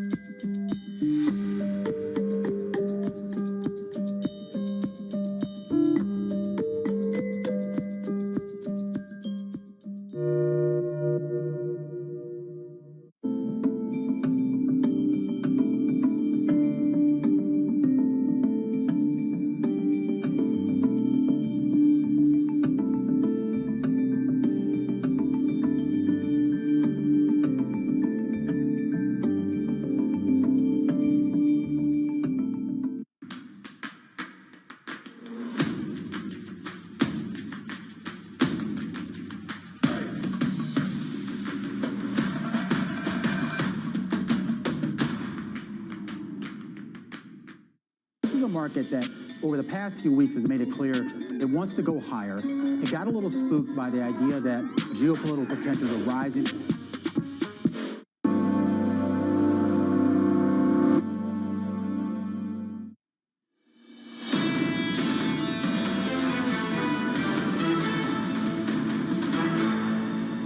We had a stellar first quarter. Things actually slowed down quite a bit in April, picked up in May, picked up some more in June. And I would say the level of business activity continues to remain pretty robust. That was Bill Winters, Standard Chartered CEO, speaking exclusively to Bloomberg this morning. Let's get more into the morning's bank earnings. We're joined now by Jonathan Tice, Senior Banks Analyst for Bloomberg Intelligence. Jonathan, first off, thanks so much for joining us. So we had Standard Chartered this morning. You had a masked Bill Winters there talking to our Rashad Salamat, announcing a buyback. When you looked through their earnings, what are some of the key takeaways for you? I think that the issue we've got with Standard Chartered, and we've actually got a focus idea on it, is once again, we're being asked to wait until 2022 for growth, so there's no revenue growth this year, and they're still not doing enough on costs, because every bank is now writing back provisions taken last year. A lot of banks have buybacks, a lot of them more meaningful than for Standard Chartered, and yet here they are again, Currency's going against them, asking us to look through that, and also saying, well, we may miss our target this year if we need to accrue for more variable comp. So I think had the stock not underperformed so heavily this year, it would actually be down today. So pretty disappointing results, really. Jonathan, you're definitely striking a different tone than certainly Bill Winters, and even the market, those shares up 1%. Of course, another bank that reported this morning and was also pretty optimistic was SocGen. And earlier this morning, I did speak to its CFO, and he said this about its buyback program. Take a listen. We have announced a share buyback in the second half of the year. So we will complete the share buyback. That's obviously pending a necessary administrative authorization by the ECB, that for an amount of 470 million euros. So, Jonathan, in that conversation, William, the CFO, also told me that it was the bank's best quarter ever. Considering you struck a little bit of a different tone with that of Standard Chartered, do you think that that's an accurate description when it comes to SocGen, at least? Well, it wouldn't have been the best quarter ever, but certainly for equities trading and for certain parts of the business it was. French retail's improved very nicely. But again, I point to the share price. I mean, SocGen is up nearly 60% this year. Standard Chartered's down 5%, and yet SocGen's up another 5% today. So they continue to deliver, and they're over-delivering on capital, whereas, as I say, for Standard Chartered, I think had it not underperformed so heavily year to date, it would be down today because they're just not doing enough on costs. Whereas if you look at SocGen, this quarter, their revenue grew 17% more than their cost base, which is a very, very good number. Look at Standard Chartered, that number was negative. So, Jonathan, if I could get you to widen out a bit, we have a lot of European bank earnings under our belt now. When you look across the space, do we need to approach European banking any different than we did before the earnings? Have we learned anything material about where the banks currently stand? Well, I think that there are some banks that have managed to deliver pretty good revenue this quarter. If I look at BNP, for example, fixed income and equities, they beat on. Deutsche did a good job on fixed income. But some of the banks are guiding to, well, costs may creep up because we have to make up for last year's lower variable comp. So costs are definitely going to be a debating point into the second half. Revenue growth, something we talked about for months and months and months, is back to the fore because there isn't very much of it, particularly net interest income growth. So I think those are two very key issues where we're beginning to see particular differentiation. And then you've got capital management as a way to drive earnings and shareholder returns. And that's where you look at a BBVA is going to buy back 10% of its shares. You've got UniCredit with a big buyback, NatWest, another big buyback announced. So we're definitely seeing from a capital management, sort of the lead management can pull, big differentiation between banks focusing on costs, and capital management, and those that are sort of sitting there hoping the environment bails them out. Right. All right, Jonathan, thanks so much. That's our Jonathan Tice, Bloomberg Intelligence Senior Banks Analyst. Coming up, big oil boost returns. We'll discuss BP earnings next. This is Bloomberg.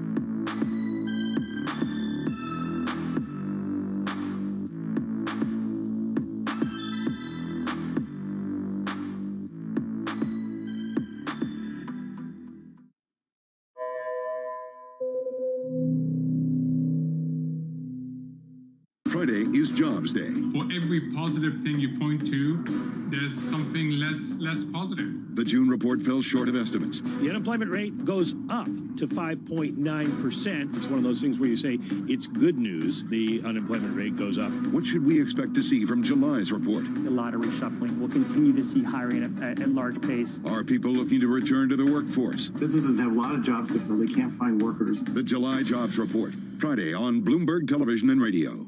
Mercedes-Benz is on a path towards CO2 neutral mobility. So we have flicked the switch there, and really we're going to step by step electrify everything.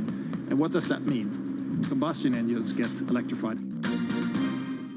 Trading revenues coming in better than expected. Everything cash, $1.4 trillion of cash. One of the most notable aspects of this report that was stellar.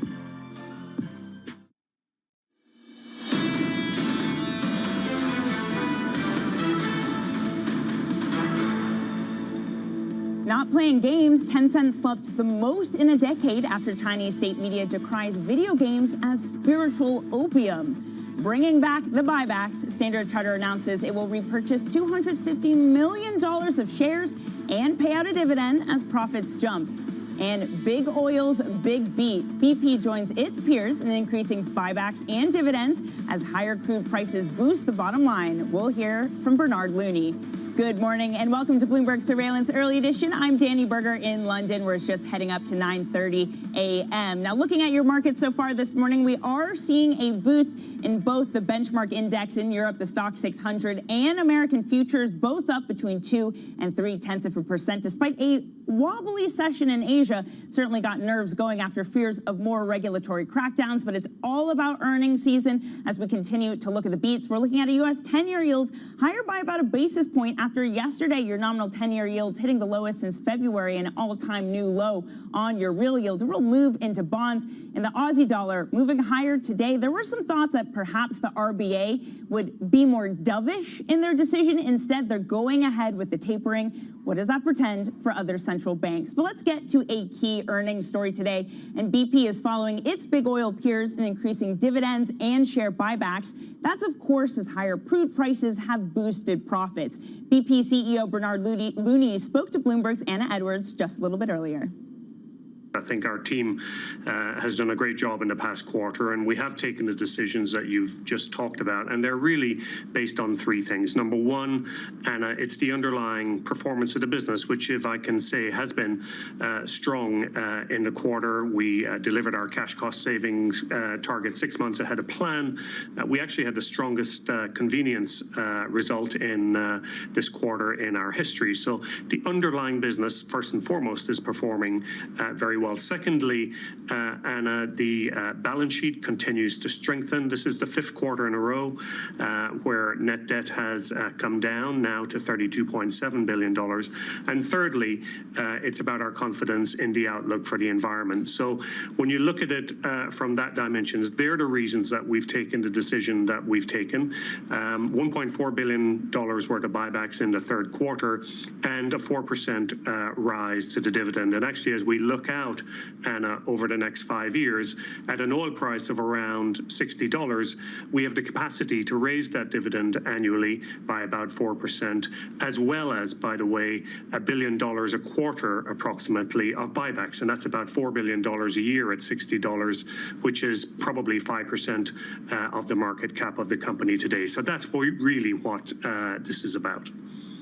Okay, and you've increased the dividend and you're doing the share buyback. I think you've said in the past that any excess cash would go in share buybacks and not in an increase in the dividend. So is this a change of position on the dividend? Why that change in thinking? So our financial framework, Anna, remains exactly the same. There are 5 elements to it, and the first priority in our financial framework is a resilient dividend, and that absolutely remains the case today. And priority number 5 is that we'll distribute excess cash, 60% of excess cash, to our shareholders in terms of buyback. What you're seeing around the dividend is really a story of confidence. It is a story of confidence in the underlying performance to the business. It's the confidence in the balance sheet. And 12 months on from when we laid out our strategy, of course, the world's in a very different place with the environment. Global GDP is now back to pre-pandemic levels. The vaccines clearly are working. People are back flying, not to the same extent, but they're back flying. People are back driving. Not alone that, but we're also seeing OPEC Plus has maintained strong discipline. And then, Anna, in the US shale business, which has typically been a huge responder to prices, you're seeing a different business model emerge there, where cost of capital is higher and investors and operators are being much more disciplined and focusing on cash. So it is a very different world, and that's why we've gone ahead and made the decision that we've made around the dividend. BP CEO Bernard Looney speaking to Bloomberg earlier this morning. Let's dig into earnings and how the markets are shaping up amid all of these reports. Joining us now is Bloomberg MLive editor Eddie van der Wal.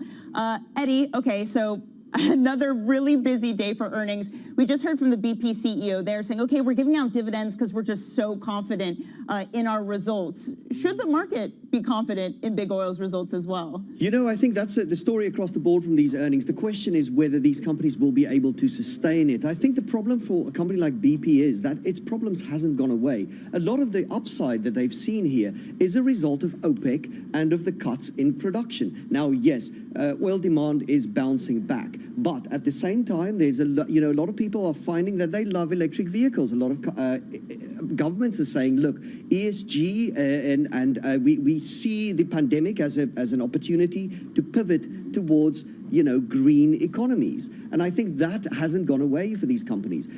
We asked Markets Live readers at the beginning of the year where they see oil prices at the end of the year. They were talking about $45. Now we're sitting at $70. I think a lot of that has to do with OPEC. And OPEC is starting to show signs of cracking. OPEC is starting to show signs of wanting to pump more oil. Right. So whether these prices are going to be sustainable, we shall see. And is that kind of the story for just the commodity space in general? Obviously, OPEC is a very, idiosyncratic driver.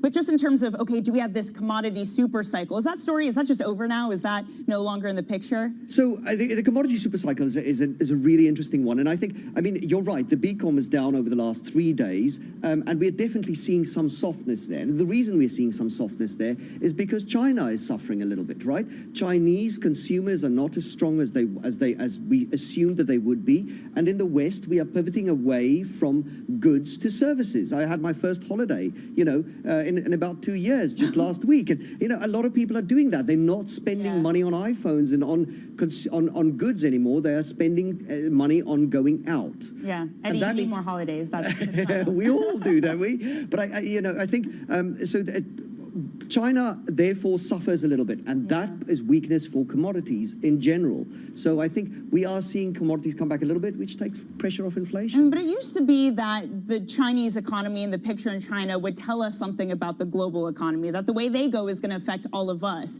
Is that still the case right now? I think you've absolutely nailed it on the head. That's the big topic for me. I think that we might see a little bit of a decoupling here. And I think central bankers in the West will love it, because I think if we spend more on services, that means more employment in the West. At the same time, less inflation, because we're not putting so much pressure on the supply chains, right?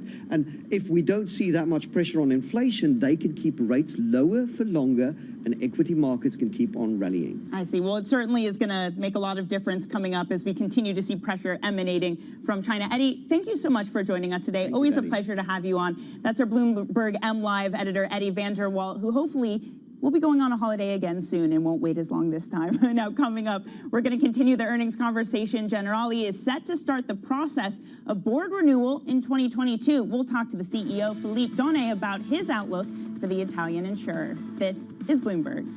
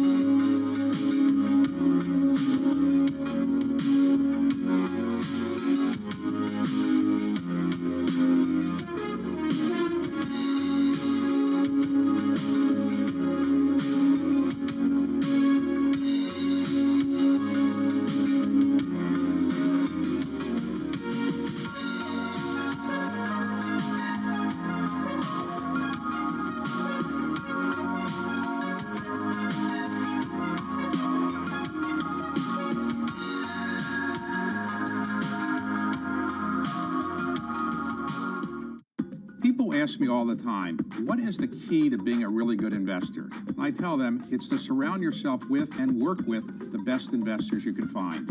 On Bloomberg Wealth, I'm going to take you to meet the greatest investors in the world, the people that I would like to have managing my money.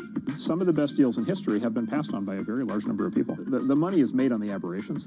And so I would say you want to be generally open-minded and humble about your conclusions about what all these different signals mean.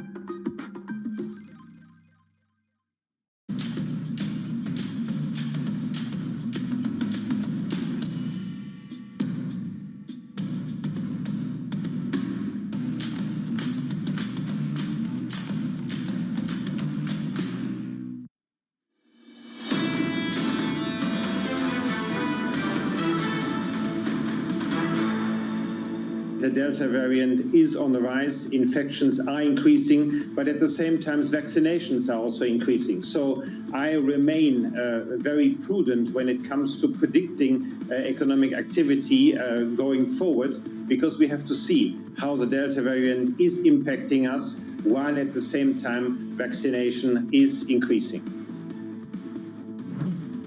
That was AXA CEO Thomas Buberl speaking to both me and Manus Cranny earlier this week. Now, the French insurer saw a rebound from the COVID hit, with its profit more than doubling. First half earnings results across the insurance industry do show signs that the sector is recovering from the pandemic. Italy's biggest insurer, Generali, reported first half net income of 1.5 billion euros, up from 774 million euros a year earlier. Generali confirmed performance is on track to deliver this year's targets, as COVID-related impairments on investments were not repeated. Let's get more into this. We're joined now by the CEO of Generali, Philippe Donnet. Philippe, first off, thanks so much for joining us today. Really strong set of numbers out. First half net income beating analyst expectation. Outlook is strong as well. So going forward, where are you seeing the biggest opportunities for growth?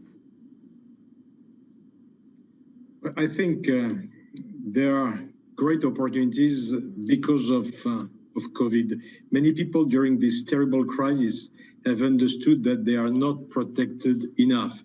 I'm talking about families, I'm talking about small businesses, small companies, SMEs, and this is a great opportunity for us. As you know, we are very much focused on families, on SMEs, and we are providing more and more personalized solutions to protect better our customers. And in Europe, and as you know, we are the leading insurance group in Europe.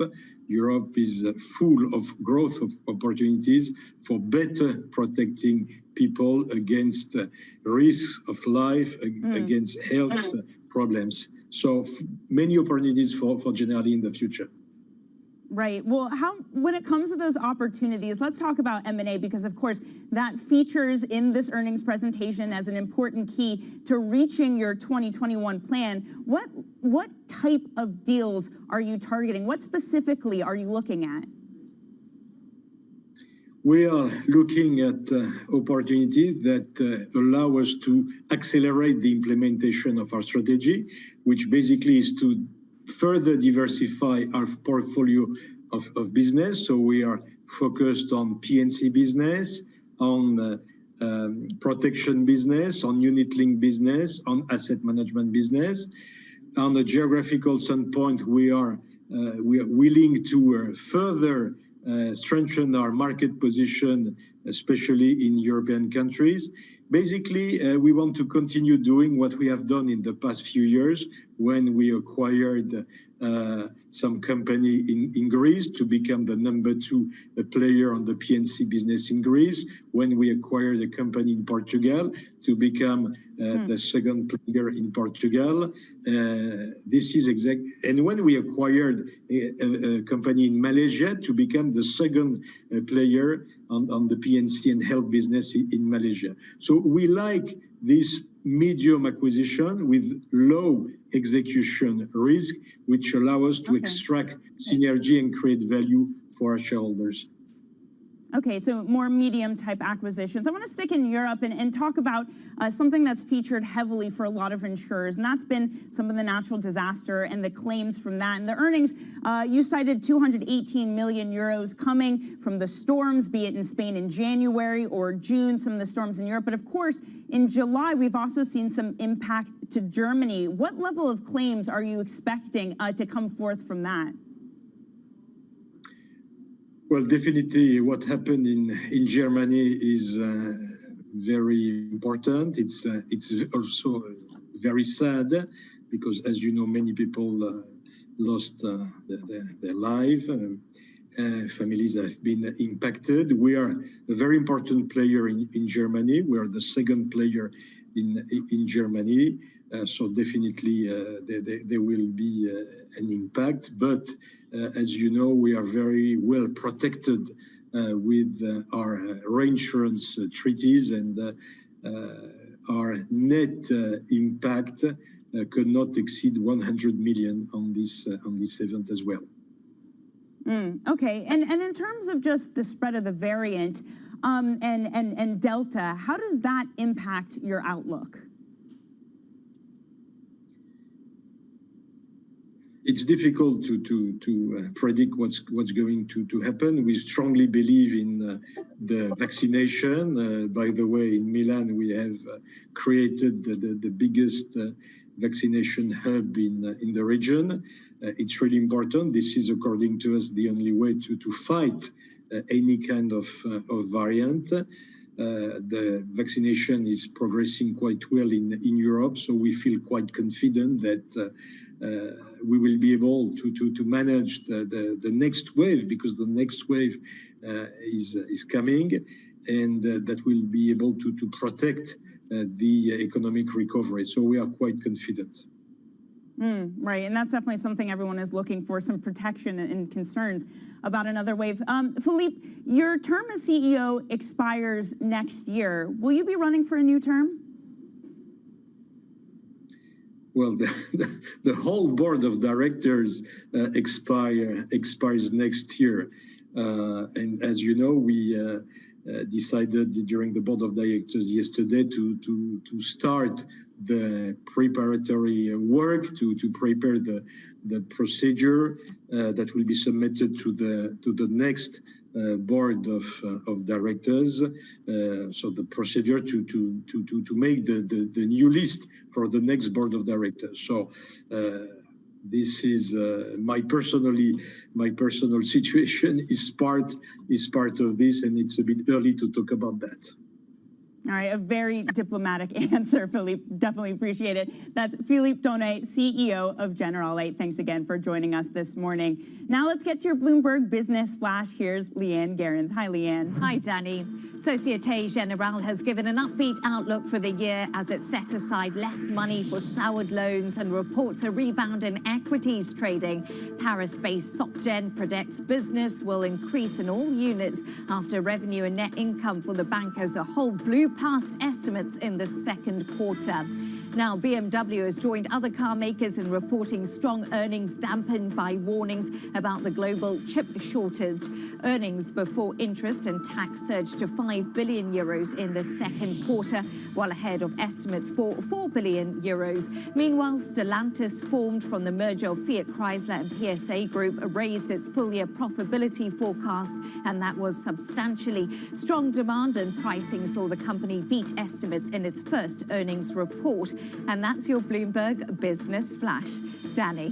Leanne, thanks so much. Now, up next, we're going to talk about life after LIBOR. A Fed-backed body endorses a new benchmark, a milestone in the transition away from LIBOR in the U.S. We'll get into all the wonky wonderfulness for you. That's next. This is Bloomberg.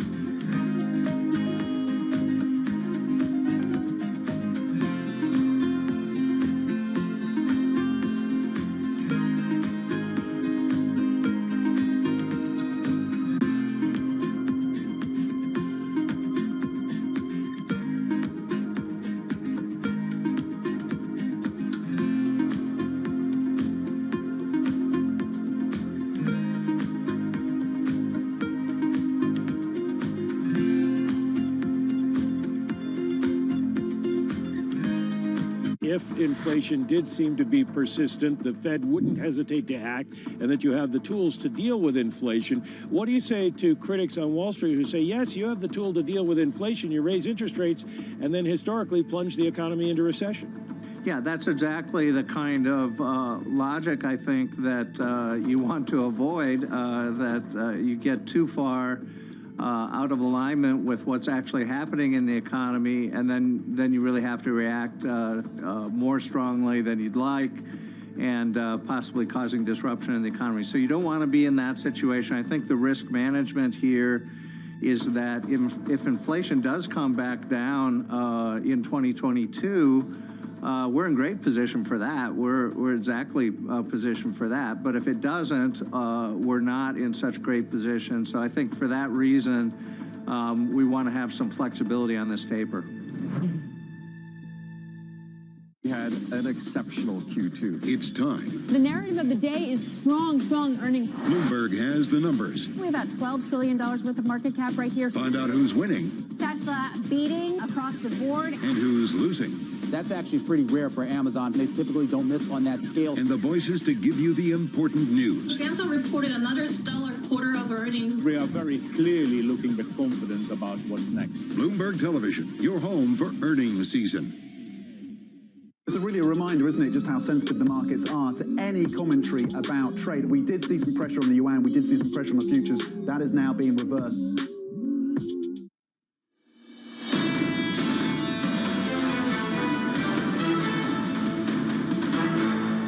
Economics, finance, politics. This is Bloomberg Surveillance Early Edition. I'm Danny Berger in London. Now, the transition away from LIBOR has reached a key milestone in the U.S. Officials at the Federal Reserve-backed Alternative Reference Rate Committee, or ARRC, have officially endorsed a series of forward-looking benchmarks that are tied to SOFR. Now, specifically, they have backed the CME's term rates for 1, 3, and 6-month tenors.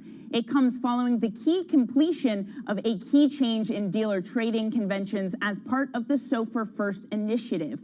The announcement is expected to pave the way for SOFR's usage more broadly in markets. Joining us now to discuss is our money markets reporter, Alex Harris. And Alex, this, of course, is hugely important. Hundreds of trillions of dollars in financial products and loans tied to LIBOR and need to look for a change, a different way to operate. So the ARRC endorsing this forward-looking term rate structure for SOFR, why exactly is this such a big deal in terms of getting a replacement for LIBOR? Thanks, Danny. So the big issue with this has been, the cash market. The cash market has not wanted to transition. They said we're holding out for this forward-looking term rate because they were looking for something that was simple to replace LIBOR, and it just wasn't there yet.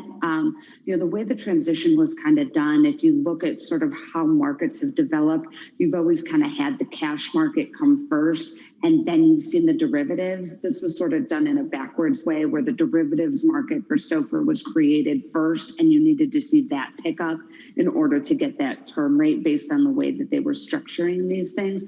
But the cash market was saying, these conventions aren't working for us. We need just a forward-looking term rate, something that looks like LIBOR but isn't LIBOR, that's tied to the secured overnight financing rate, which is essentially underlied by a trillion-dollar repo market. There's still been a lot of holdouts in terms of actually using SOFR. So you have, for example, users of syndicated corporate loans, collateralized loan obligations, really holding out. Does the introduction of these terms, does that help to address the issues that are holding them back from adopting SOFR? I think that's the idea is, again, like I had said, they wanted something that looks like LIBOR, but isn't necessarily LIBOR. And so that's what I think they're hoping to get out of this. The other side of this, though, is the banks. And this is where that credit sensitive component comes in, is that they're still taking on a lot of that credit risk. And so they're considering, whether or not this is suitable for them as well. So it's going to be sort of a two-way street in figuring out what's best here. But I do think that there is that opportunity for pickup. So, Alex, if we're trying to kind of figure out, okay, is this endorsement working? Are more people adopting SOFR? For a more casual observer for this, what are sort of the expert data points that you look at to assess how the adoption is going? What should we be watching out for here? Well, I think first of all, you are going to be looking for issuance. Are we starting to hear about more companies issuing loans, CLOs, those kinds of cash products tied to term SOFR? So that's first and foremost. I think secondly, from like a more nuanced market perspective, we're looking at bid-ask spreads in SOFR swaps, because that's what SOFR First Initiative ultimately did in forcing the dealers to move to these trading conventions. It's supposed to narrow those spreads. And so if it makes it cheaper to transact in SOFR for your clients, they might be more inclined to do SOFR swaps and other kinds of hedges in SOFR as opposed to LIBOR, because it is just going to be a bit cheaper for them now. Alex, thanks so much for joining us. Of course, this is a very complicated topic. Really important to have you walking us through it, and of course, waking up early to do it as well. Thanks again to our money markets reporter, Alex Harris.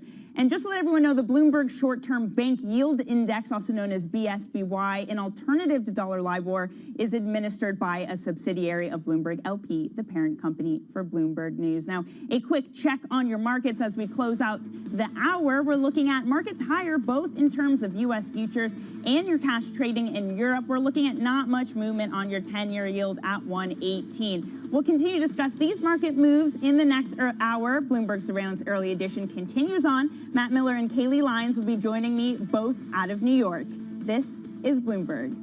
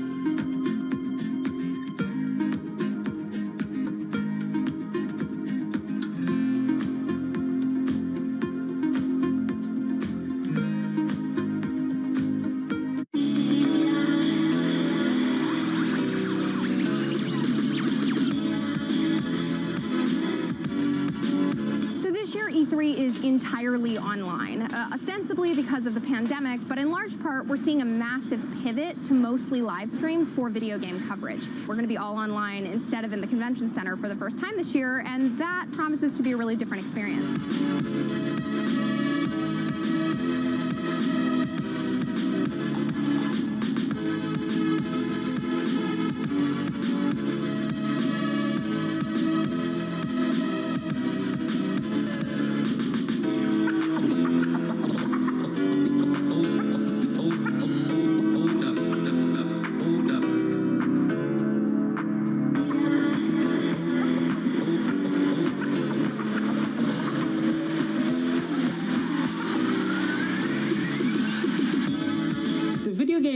Industry has really been interesting during the pandemic. It has actually grown substantially since everyone was stuck inside. And of course, this makes sense, right? We're all looking for some amount of entertainment, and stuff like Fortnite in particular offer also a social component, right? People can join up and kind of meet up online and spend time with their friends. So in a lot of ways, this all makes sense. Right now, about half of U.S. households invest. We'd like to get that number up to 95+%. Investing should be as ubiquitous as shopping online. It should just be something that people do. Bloomberg has enhanced search on the terminal to deliver what you need when you need it. Now, you can simply type phrases in everyday English in the command line. Compare financials. Find people. Analyze markets. You can enter phrases or ask questions. What do you want to know today? Ask a question or visit SearchGo to find answers now.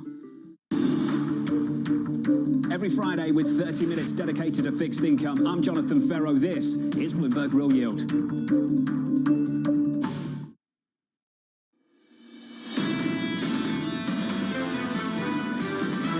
If you're not Apple, and you should be way down the road in terms of contingency planning, just so you don't have over-reliance on China. Investing heavily in China and the rest of the region. We're very confident about the long-term macro growth trends in Hong Kong, mainland China, and the rest of Asia. Geopolitical tensions are always on our mind, but the fact is the Chinese economy is going gangbusters. The Chinese connection to the rest of the world is increasing, not decreasing. This is Bloomberg Surveillance, early edition, with Francine Lacqua, Matt Miller, and Keely Lines. It's 10 a.m. in London, 11 a.m. in Berlin, 5 a.m. in New York, and 5 p.m. in Hong Kong on this Tuesday, August 3rd. Our top stories today: Tencent tumbles, China media blast raises concerns that Beijing's next crackdown will be aimed at online entertainment. SocGen's sunny outlook, the French bank gives an upbeat forecast for the year after beating estimates. And why the virus may affect the vote. A Republican senator tests positive for coronavirus, possibly throwing a roadblock in the way of the infrastructure package. I'm Danny Berger in London alongside Matt Miller and Kaylee Lines in New York. Francine Lacqua is off this week. And look, equity markets might be moving higher in Europe and the U.S. today, but Kaylee, the handoff from Asia seems to be less about animal spirits and more about spiritual opium, it would seem. Yeah, Danny, that's exactly right. The risk-off tone was definitely evident once again in the Asian session. Concerns around a regulatory crackdown from Beijing once again rearing its head. We did see the CSI 300 manage to close essentially flat on the day, but the Hang Seng was lower by a few tenths of a percent, and the Hang Seng Tech Index actually fell 1.5%. And the big drag within that was Tencent. This after China's official news agency was out with an article that has actually since been deleted, at least online, calling gaming the spiritual opium and really criticizing it. And of course, that raises concerns that online entertainment could be the next target of Beijing in terms of this clampdown. And Tencent now says it may not even sell games to people under 12 anymore. That took the stock down 6%. That was off session lows, though, by the close. And in foreign exchange, my focus is elsewhere in the Asia Pacific. Your big outperformers include the Kiwi and the Aussie dollar. The Kiwi stronger against the U.S. dollar by about 0.5% on bets of policy tightening, and the Aussie dollar stronger by about 0.4% as the RBA says it's sticking to its taper plan even despite the current virus outbreak in Australia. As for the picture here in the U.S., of course, we did see that softer ISM manufacturing print yesterday that saw stocks close around session lows and yields moving dramatically lower. This morning, though, we are up about 0.3% on S&P 500 futures, and we are ticking just slightly higher on the 10-year Treasury yield, right now at 1.18%, just off of the lowest level since February. The dollar is weaker for a 6th day in 7, and that may be part of what is helping oil recover. WTI fell 3.6% yesterday. This morning, though, futures up about 1%. Trading at $71.91 a barrel, Matt. I'm not sure spiritual opium is really that bad. I think some people maybe need a little bit of spiritual opium in their lives once in a while, but just not too much. That's the problem. You don't want to get addicted, and with video games, I guess that's kind of what they're pointing out. Take a look at what's going on in European markets. Actually, we had much bigger gains at the beginning of the session. So in the last hour, we've seen these numbers come down a little bit. You can see now we're little changed in Germany. Now we're little changed in Spain. We had much bigger gains there. We still have a strong session in France with the CAC 40 up 0.8%. Louis Vuitton Moet Hennessy doing extremely well there. In fact, take a look at a lot of the stock stories. We have so many corporate earnings out in Europe that I just picked a whole bunch of stocks here to focus in on. Oil is helping BP, but also earnings positive at BP, and they're going to be giving more money back to shareholders. This is the story with the oil producers up 3.5% right now. It's a huge weight on the FTSE. It's a huge weight on the stock 600 as well, so helping to lift those indexes. SocGen also is a story that we're going to talk about doing better, forecasting a better future for the equities business, and also reducing those loan loss reserves, helping SocGen, as it has with other banks, European banks that have reported. And then a couple of car makers. Stellantis is, of course, Fiat Chrysler after its merger with PSA. I'm still not 100% sure why they're called Stellantis. In any case, they're doing very well today as they forecast margins of 10%. EBIT margins of 10%. That's like the holy grail for automakers. That's like what Ford does with the F-150. You want that kind of margin as your goal, and they're hitting it. BMW has forecast margins of 7 to 9%. Not bad for a German car maker, not bad for a European car maker. The problem here is they're saying the chip problems may last longer, and that's really overshadowed the big earnings beat. I will point out they had earnings of 5 billion euros in the quarter, and analysts were only looking for 4 billion, so 25% better than the street's estimate, and nonetheless, the chip problem is taking them down 4% on the DAX this morning, Danny. Yeah, Matt, Morgan Stanley out with a note about BMW asking the question, what is sustainable? I mean, you just look at the share price you have there compared to Stellantis. There seems to be some disbelief that they can hit margins like you described with what Stellantis is pulling through. Yeah, absolutely. And BMW hasn't pulled out all the stops in terms of shifting to an electric car maker. That seems to be a lot of what the market wants to see. We've heard, you know, tens of billions in spending plans from Volkswagen, tens of billions in spending plans from Daimler. Stellantis is, I think, spending $30 or $39 billion on, you know, turning itself into an electric car maker. Whether or not that's 100% what's really happening, it seems to be a story that investors want to buy into. Yeah, and BMW even citing higher motorcycle sales. I can't believe Matt Miller purchasing motorcycles didn't carry BMW. I bought one this year. I bought one this year. Very strange. All right, well, let's get a look at what's ahead for today. At 10 a.m. New York time, we're going to get U.S. durable goods and factory orders. We also have SEC Chairman Gary Gensler giving a speech on crypto regulation today at the virtual Aspen Security Forum. Check out today's big read by Bloomberg covering all of this and Gary Gensler's views on crypto. And finally, we'll also be getting earnings results from Alibaba and Lyft. Let's turn to China, though, where China has taken another shot at another industry. This time, it's online gaming. Tencent plunging after an offshoot of China's official news agency criticized video games. Let's get more on this with Bloomberg's Zeping Hong from Hong Kong. So, Zeping, the state media putting this out, but then shortly after removing the link online for this article that called gaming spiritual opium. What do we make of those moves? Right, so the article we saw in the morning is from a newspaper owned by Xinhua, which is China's top news agency. But it's worth noting that it's not an official Xinhua editorial, but it's an investigative piece done by state reporters. That the story was removed later around noon today is probably a sign the reporters went too far, triggering a market sell-off they didn't expect. But the report itself still carries weight as we see from what investors reacted. Like in the past China tech crackdown, investors first sold their stocks before they asked questions. And also later in the afternoon, we saw Tencent came up with a pledge where it says it will further cut time play for its minor users. Of course, another Chinese tech company that has been a victim of the regulatory crackdown is Alibaba, and we will be getting those earnings later on this morning here in the U.S. What kind of bellwether could it be?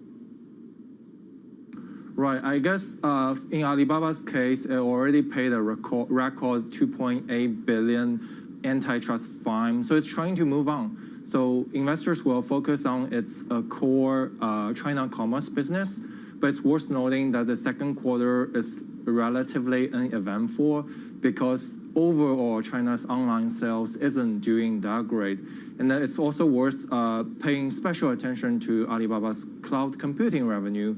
Last quarter, we saw the segment grew the slowest since 2014 after a key client, which source told us is ByteDance, withdrew their contract with Alibaba. So how will the cloud do this quarter, in the past quarter, will be a key area to pay attention to. We'll watch closely, Zheping. Thanks very much for the insight. Bloomberg, Jiping Wang there talking to us about the spiritual opium, Tencent and Alibaba that's to come. Now, European bank earnings continue. Stanchart overcame economic headwinds across Asia, and Soc Gen gave an upbeat outlook. We spoke to top executives from both banks on Bloomberg. We had a stellar first quarter. Things actually slowed down quite a bit in April, picked up in May, picked up some more in June. And I would say the level of business activity continues to remain pretty robust. We have announced a share buyback in the second half of the year. So we will complete the share buyback. That's obviously pending a necessary administrative authorization by the ECB. That's for an amount of 470 million euros. And in the years to come, the payout on which we provision for our distribution, i.e. 50% of underlying results, includes a portion of share buybacks. Bloomberg finance reporter Tom Metcalf joins us now to talk about really this trend, Tom. We've seen people just reducing loan loss reserves, and that's helping, but also give an upbeat outlook, some of these banks, Soc Gen, for example, in terms of equities. Yeah, absolutely. It's kind of the message coming from all the European banks this earnings season. You're like, hey, we're blowing past estimates, but as you point out, that's in part because of loan loss releases. But also saying, hey, this is not as bad as we feared, and things are looking up for this year and next. And what about buybacks and dividends? Should we expect to continue to see these kind of increases, Tom? Yeah, so Winters on Bloomberg TV earlier did sort of suggest that maybe even this year there might be another buyback. So they're just constantly looking at their capital levels and seeing how they can best use it. So he indicated, hey, we might do some M&A, but equally, if we can't find a good M&A opportunity, expect buyback. Tom, thanks so much. That's Bloomberg's Tom Metcalf. Now from banks to D.C., where Lindsey Graham, a key Senate Republican, has tested positive for coronavirus, and that could delay Democratic plans to pass that infrastructure bill this week. Bloomberg Washington correspondent Anne-Marie Horton joins us from our D.C. bureau. So the timeline is upset, Anne-Marie, but does this change the likelihood that we actually get this infrastructure bill passed? Well, whether or not we do have a vote from Senator Lindsey Graham, depending on whether or not he will be in quarantine, is unseen at the moment. And the legislation could pass without his vote. But he was a critical member of that bipartisan 10 group of senators to come up with this. And he was also key to getting other Republicans on board to vote for it. And he's a key voice for this legislation. And unlike the House, the Senate does not have proxy voting. So his vote would not be there if he was still in quarantine. So that's one thing we should keep an eye on. The second is that he was in attendance of a gathering over the weekend with a number of other senators on Senator Joe Manchin's House vote from West Virginia. Now, all those senators who said they were in attendance are following CDC guidelines and have tested negative. But Danny, it just brings this cloud of worry over Congress about potentially more positive cases and these breakthrough cases when it comes to coronavirus. So this could potentially be a wild card when you have Senator Chuck Schumer saying he wants it done by the end of the week. Anne-Marie, there also is still a focus on the eviction ban. The Biden administration asking the CDC to extend the moratorium in a targeted way. Will that happen? It's very difficult to see how this can happen, given what we heard from the Supreme Court at the end of June. The Supreme Court saying that it has to come from Congress. And even in that memo following that decision, Justice Brett Kavanaugh said that this would give states and local authorities enough weeks to potentially tap some of that $47 billion of rental assistance. And just a fraction of that has been used, about $3 billion. So legally it'll be difficult for the White House, and they are on the phones trying to get this through. They're come under a ton of pressure from their own party, the progressive left. You even have some representatives sleeping on the steps of the Capitol to draw attention to the fact that millions could be evicted from their homes. That is one thing they're trying to do legally, but it does seem that's going to be a lot of hurdles. So they are really pushing for state and local authorities to tap that money that is there waiting to be used. Although at the last minute, right? They could have started a little bit earlier.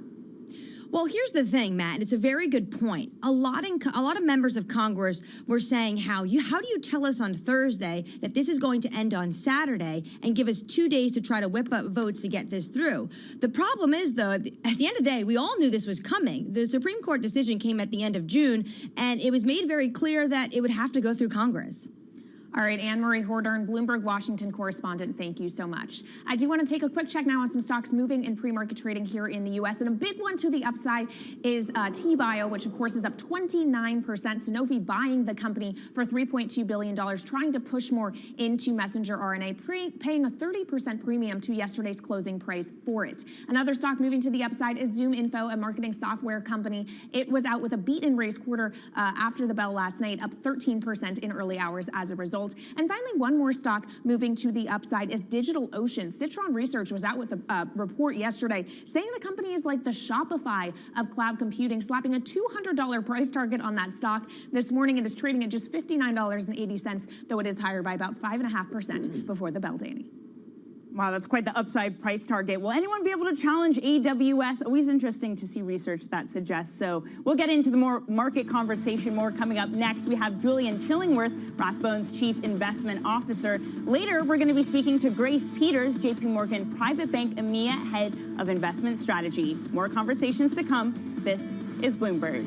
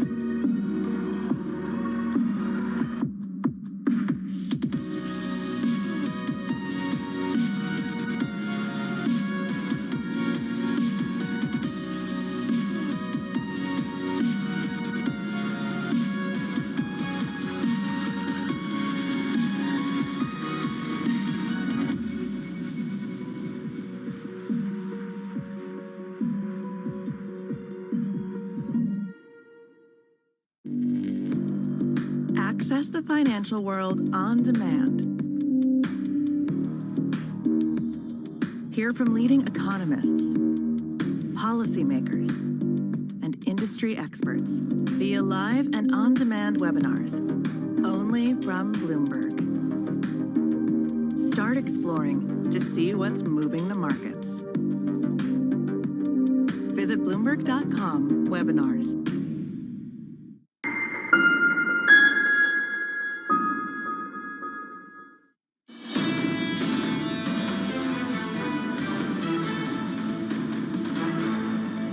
I don't think that the market is concerned about Delta as much as they're concerned about what Delta will do in terms of how it impacts inflation. And I know that seems odd, but the more we have Delta spread globally, the longer the supply chain disruptions will continue. And that was Shanna Cecil, CIO at Spotlight Asset Group, speaking earlier on Bloomberg. Joining us now is Julian Chillingworth, Chief Investment Officer at Rathbones. And Julian, we were talking to Shanna about low rates. Why are we still seeing less than 120 on, the 10-year or negative 120 on in real rates? And no one's really come up with a great answer to the question, but it definitely points to something that's amiss. How do you see it? Well, I think the way we see it is that the message coming out of the Fed is pretty clear that they are not really moving to tighten monetary policy or rates in the near term. Is the message from Jay Powell, despite some of the comments from his fellow Fed governors. And that's because the labour market is not back to a level that they had been viewed as being satisfactory for them. And I think we've got the upcoming non-farm payroll numbers coming in Friday, and I think they're going to be looking closely at those. So with yields where they are, how does that make you want to rethink your equity strategy, Julian? Well, I mean, we continue to favour equities and we'll continue to do so in the current environment. And we believe that we're going to continue to see decent pickup in company profits, inventory rebuild, and particularly probably a switch from consumers moving more towards services from goods. And that will be good for certain areas, hospitality, etc. And I will point out that if inflation does remain high, than expected, then certain areas of the equity market will remain more resilient, like financials and energy names. I mean, it is remarkable, Julian, in these earnings, we keep hearing about companies warning about higher prices, and some of them warning about, okay, we're going to see this out into 2022.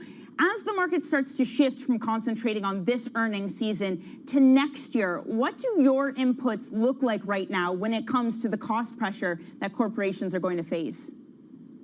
Yeah, I mean, I think that they are going to face some cost pressures. I think the labour issue will begin to unwind. The real pressure for labour is more in the US than it is in Europe. And I think that as the COVID-19 payments unwind, and they're already doing that at state level, you will see more people returning to the workplace, and that will ease some of the labour pressure. And I think that some of the supply chain bottlenecks are going to begin to slowly unwind, with particularly around transportation and to the back end of the year around electronic components, particularly chips. So I think there will be pressures, but I think they will be manageable. Yeah. And I therefore think we're continuing to see decent earnings numbers come through. My question is, does demand fade from here, Julian? I mean, have we all kind of gotten it out of our system in terms of what we need to be spending our pent-up savings on? Is that ship sailed now? Yeah, well, I think goods is probably basing out, but services is where I think you'll see a big pickup. So more people eating out. And it's very interesting. I saw some data out of a Florida activity survey recently where a pickup in restaurant bookings is continuing despite a rise in the Delta variant, and also footfall in shopping malls remaining high. So I think people will get out there and they will be looking to get more into the buying services than necessarily buying more things. All right, we have to leave it there, but thank you so much for your insight today. That's Julian Schillingworth, Chief Investment Officer at Rathbones. This is Bloomberg.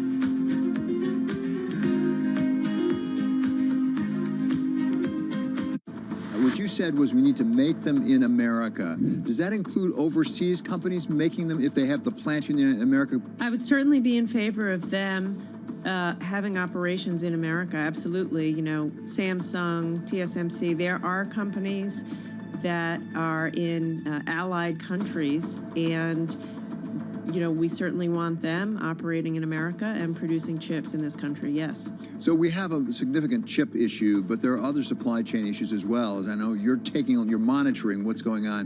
Where have you seen other problems in the supply chains right now in the United States that need to be addressed? Particularly in home building supplies, you know, lumber, and all the related supplies, glue, adhesives, and you see it playing out. You know, home prices are high. If you go to Home Depot or Lowe's, you'll see prices are a little bit high. So, and that's all because of the lack of supply, just disruption.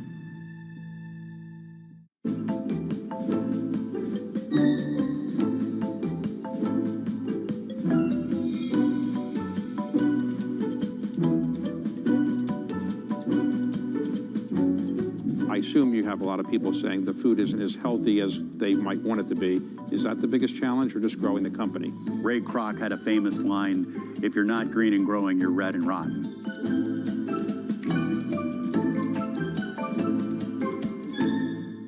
For the people here on Earth who are wondering, why are we investing all this money in space, this time in space, talk to us about how you believe this will actually help benefit us here on Earth. We're building infrastructure. This is a road. We're building a road to space so that future generations can build the future. We live on this beautiful planet. It's the most beautiful planet in the solar system by far.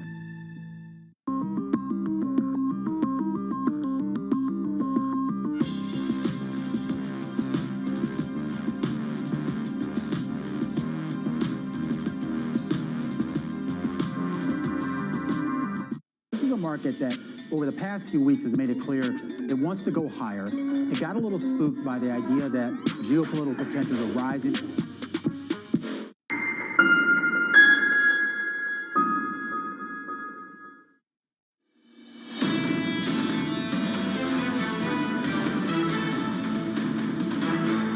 This is Bloomberg Surveillance Early Edition. I'm Kaylee Lyons with Matt Miller in New York and Danny Berger in London. Francine Lacqua is off this week. Now let's get the first word news. And the surge in COVID cases is increasing pressure on U.S. drug regulators to fully approve the Pfizer vaccine.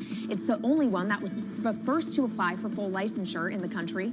Approval could help the Biden administration ramp back up its immunization drive and reassure vaccine holdouts that the shots are safe.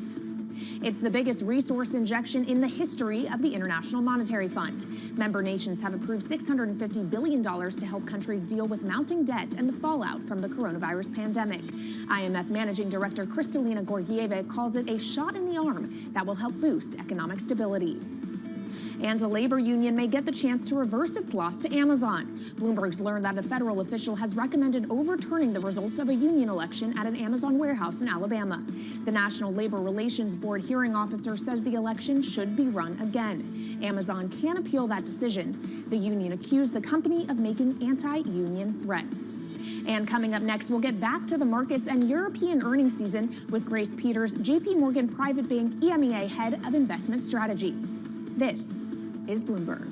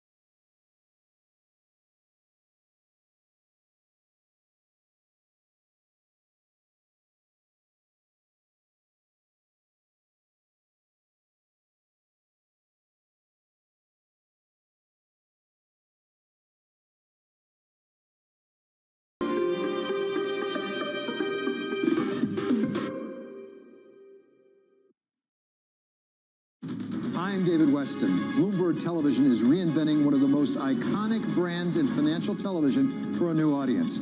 Join me to see the news program for the clever investor. This is Bloomberg Wall Street Week. Trading revenues coming in better than expected. Everything cash, $1.4 trillion of cash. One of the most notable aspects of this report that was stellar.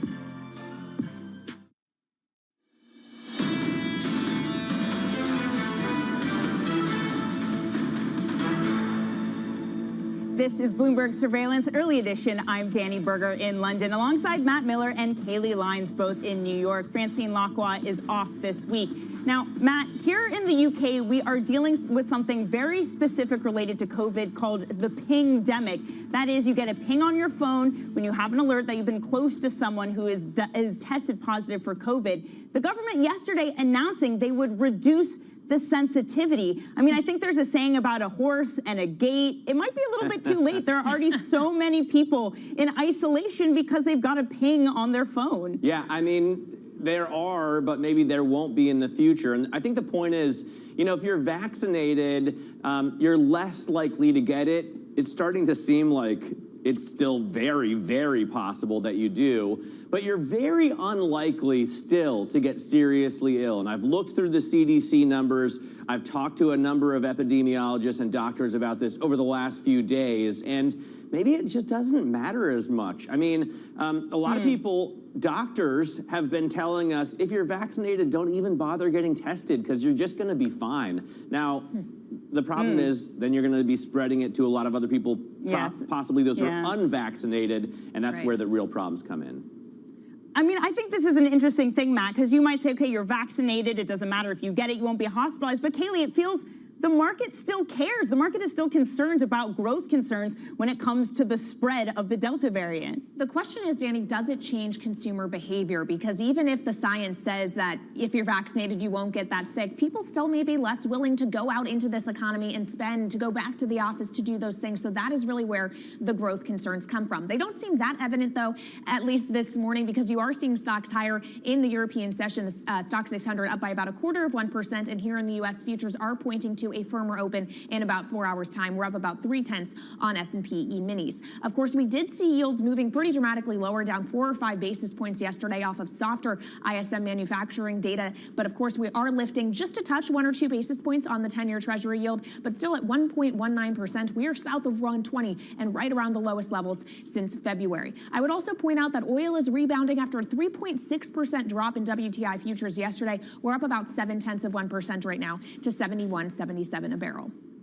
Of course, it also still is earnings season, and we have a number of earnings movers, related earnings movers in pre-market trading. Of course, Stellantis, the automaker, raised its profitability outlook today. It really is benefiting from the fact that car prices are so high. That's helping out margins. It's up 5.4% in early hours. Zoom Info is higher by 14% after a beat and raise quarter, but the story is less good for Take-Two, the video game maker. Its revenue guidance missed expectations. That stock down 4% as a result. And of course, we will be getting earnings from Alibaba coming up at 7 a.m. Eastern Time, a really big bellwether for Chinese companies. That stock just slightly lower ahead of that, Matt, down about 0.9%. You know, I'm also Stellantis, which owns Jeep and Ram. I think they make the biggest inches. I mean, the largest displacement V8s at 6.4 liters. Short of course, Rolls-Royce or Lamborghini or Bugatti. In terms of a regular truck that you can buy, that's the biggest displacement. And I've always thought there's no replacement for displacement. But I digress. I do want to talk about oil,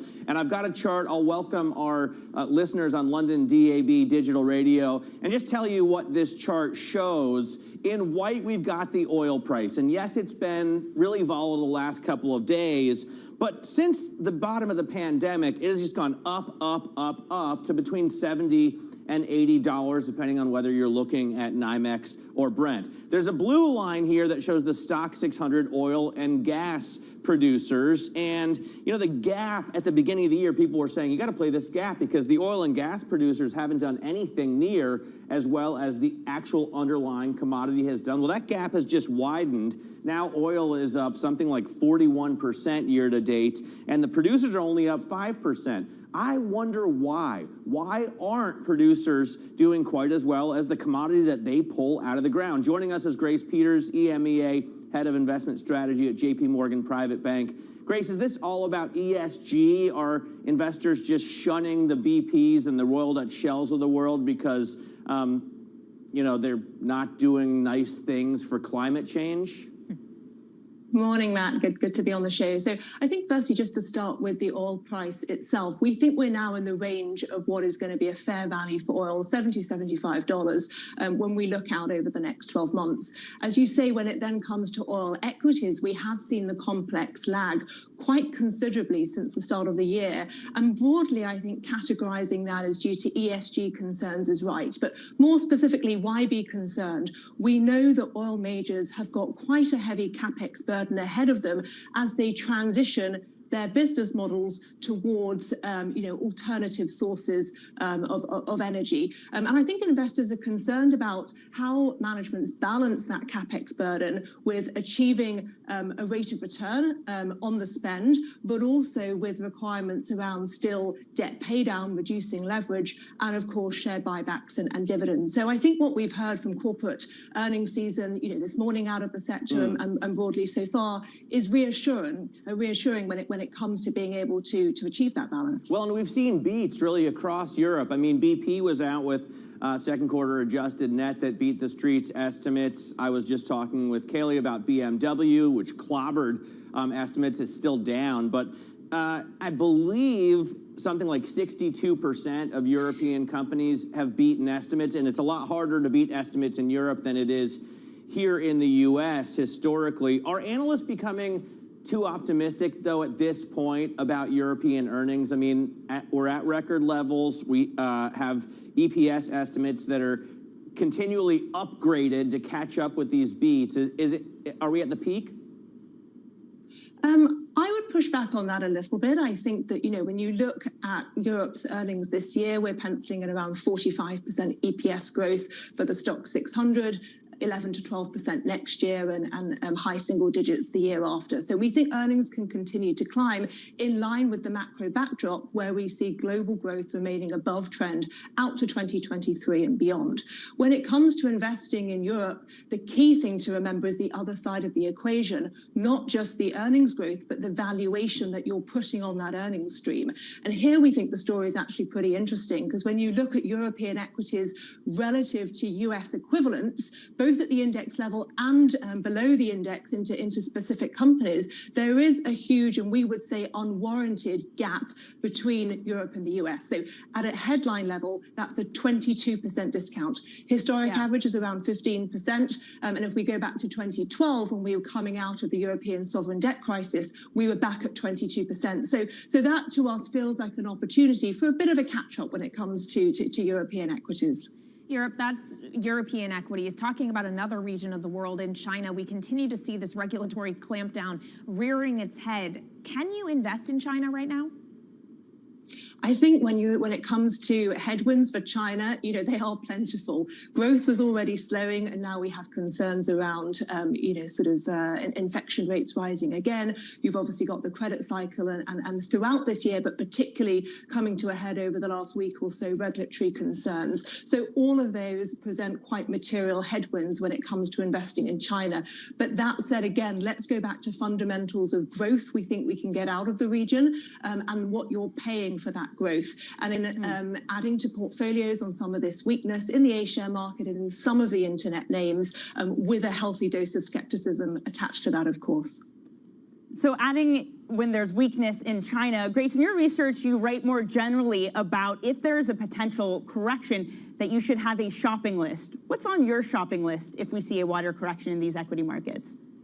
Yeah, I think the context here is that we haven't had more than a 5% pullback in markets, talking US European equities, since October of last year. That's not unprecedented, but it is quite unusual. So in terms of that shopping list, where would we be looking? First and foremost, we'd be looking to add cyclical supports, around fiscal policy, infrastructure spending play out. So that would be area number one.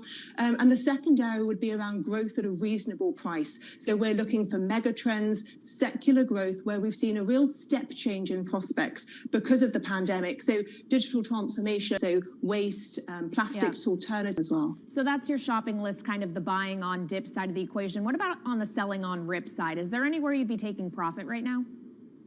Yeah, totally. So we've got quite a healthy outlook when it comes to prospects for risk assets over the next 12 to 24 months. But that's not to say that we shouldn't be constantly reappraising and taking profits in parts of the market where valuations look a bit stretched despite those healthy fundamentals. So we've been doing that in parts of the high yield market, point to some of those cyclicals and mega trends that I mentioned before. Grace, always good to get some time with you. Thanks so much for joining us. Grace Peters is EMEA Head of Investment Strategy at JP Morgan Private Bank. Coming up, BMW's big warning. The car maker says chip shortage woes are not...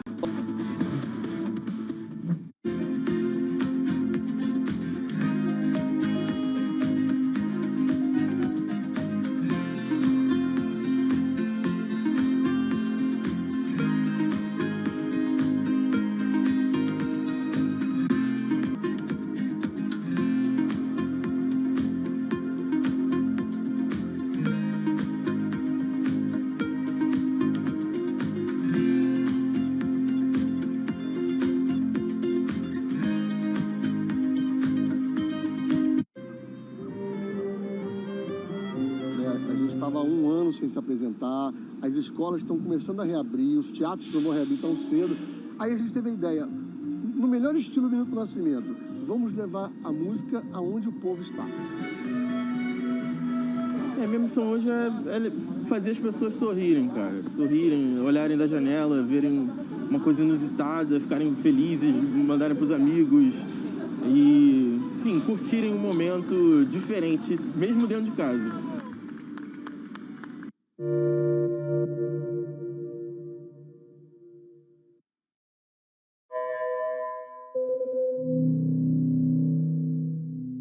Friday is Jobs Day. For every positive thing you point to, there's something less positive. The June report fell short of estimates. The unemployment rate goes up to 5.9%. It's one of those things where you say it's good news. The unemployment rate goes up. What should we expect to see from July's report? A lot of reshuffling. We'll continue to see hiring at large pace. Are people looking to return to the workforce? Businesses have a lot of jobs to fill. They can't find workers. The July jobs report, Friday on Bloomberg Television and Radio.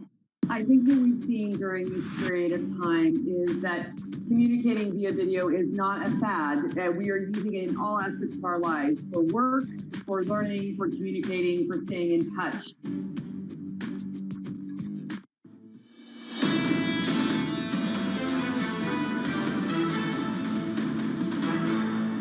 Global semiconductor shortage has been impacting us. And probably this quarter two will be very difficult for all the operation by knowing that the inventory level is quite low and how we can make sure to manage. So it is important to have the continuous monitoring the situation. The chip shortage itself, on the back of a rebounding economy after the pandemic or the depths of the pandemic, it's been quite a whipsaw for us in the industry.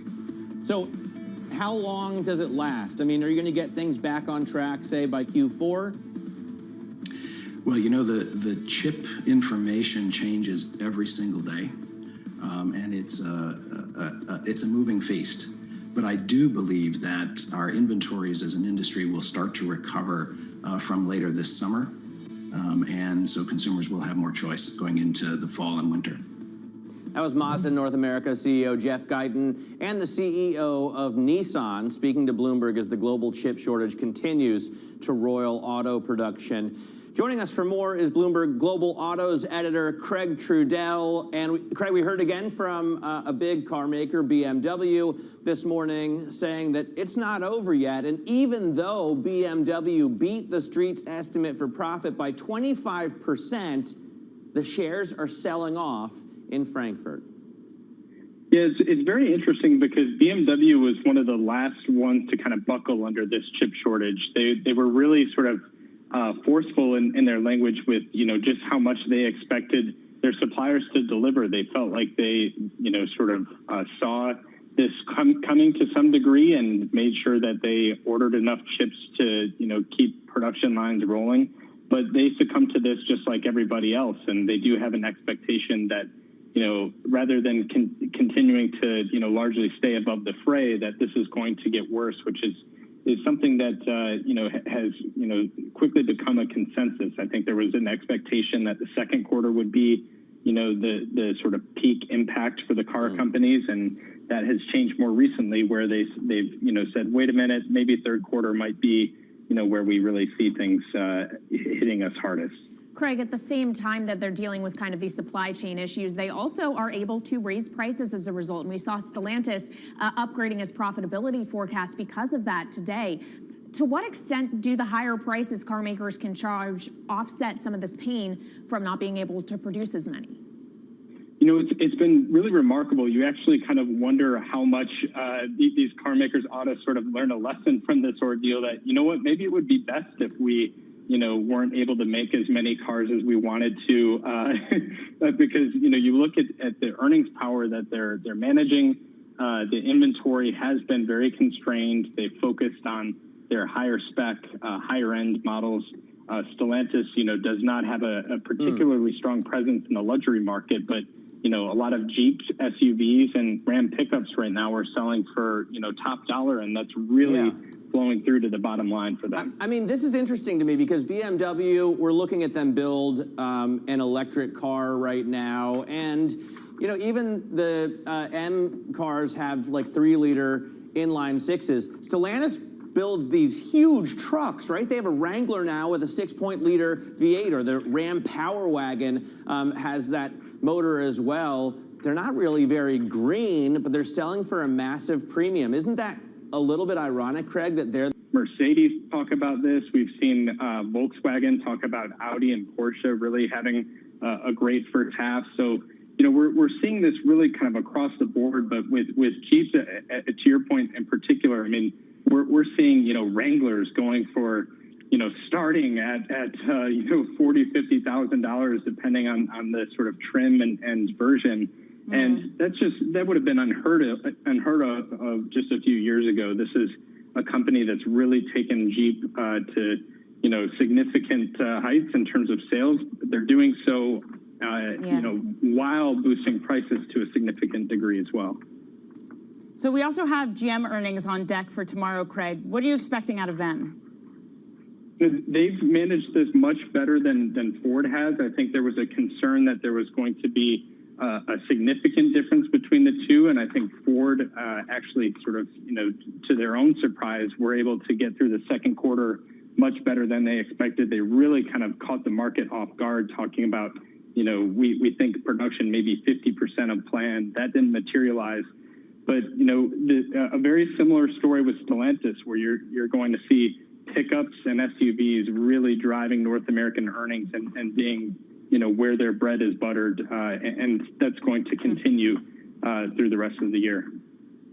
Craig, always great to catch up with you, and always great to have someone on who speaks Matt Miller's language. That's Bloomberg's Craig Trudell. Thanks so much. Now, coming up, we turn to crypto and the explosion of venture capital, part of our interview with Mark Andreessen Horowitz, co-founder from the latest episode of Bloomberg Wealth with David Rubenstein. Next, this is Bloomberg.